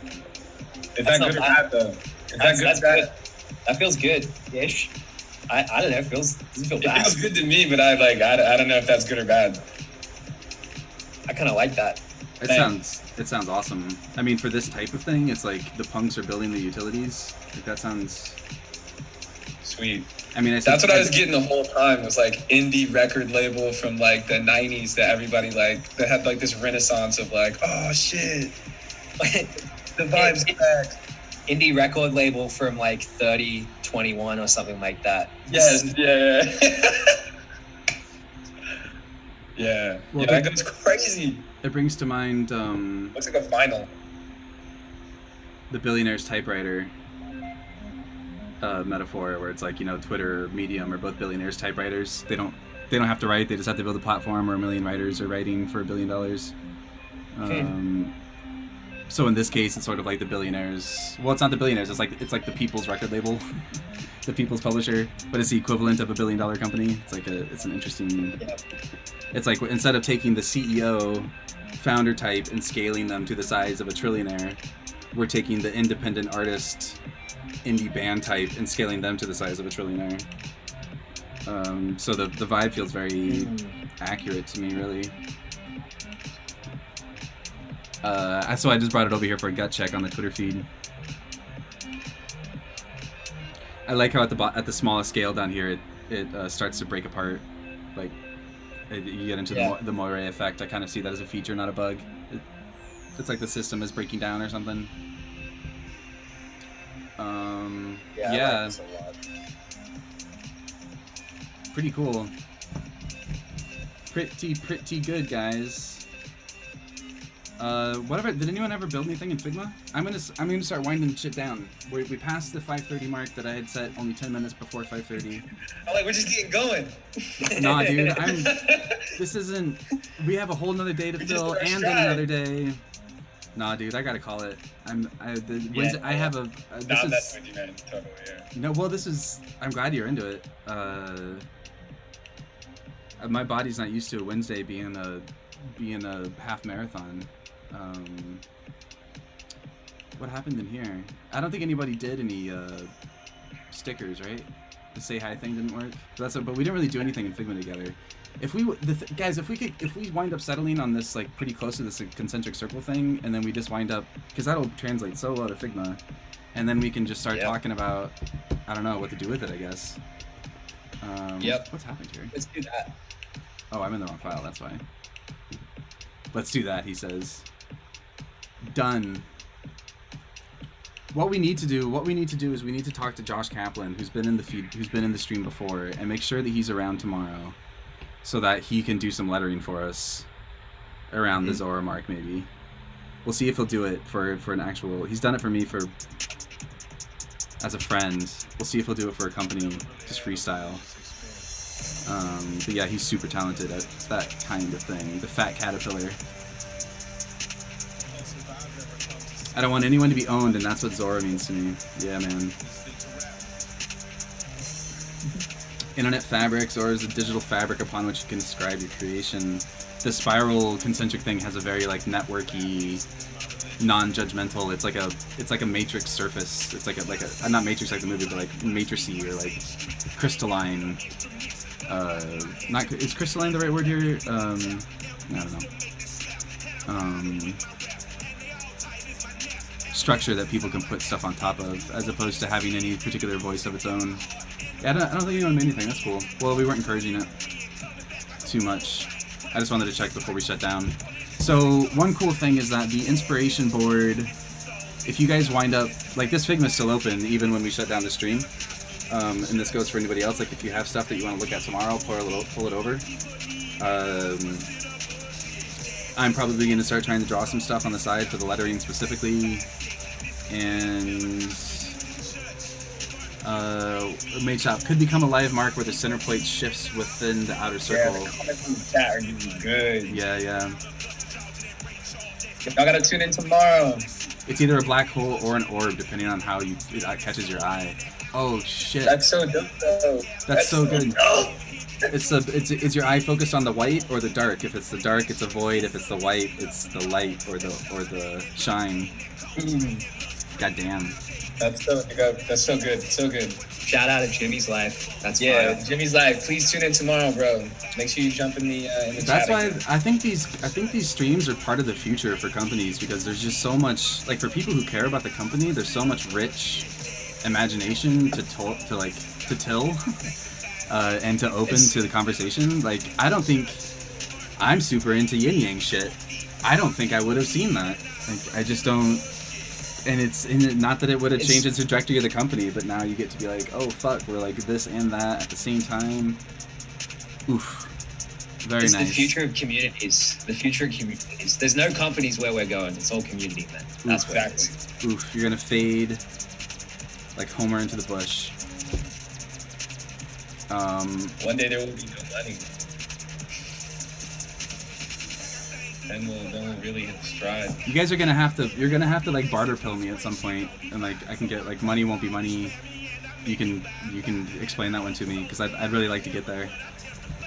It just seems like, yeah. I won't even try right now. Maybe tomorrow, huh?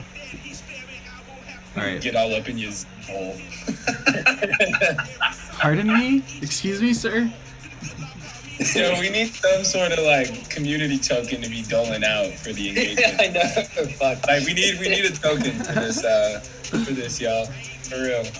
Well, we're gonna be. I mean, Jacob and I talked a little bit about, depending on what gets made and shit, like trying to turn this in, like even if it's not a Z coin, taking things out of here and putting them on, like Rarible, for instance, around a shared identity for anyone that was part of this.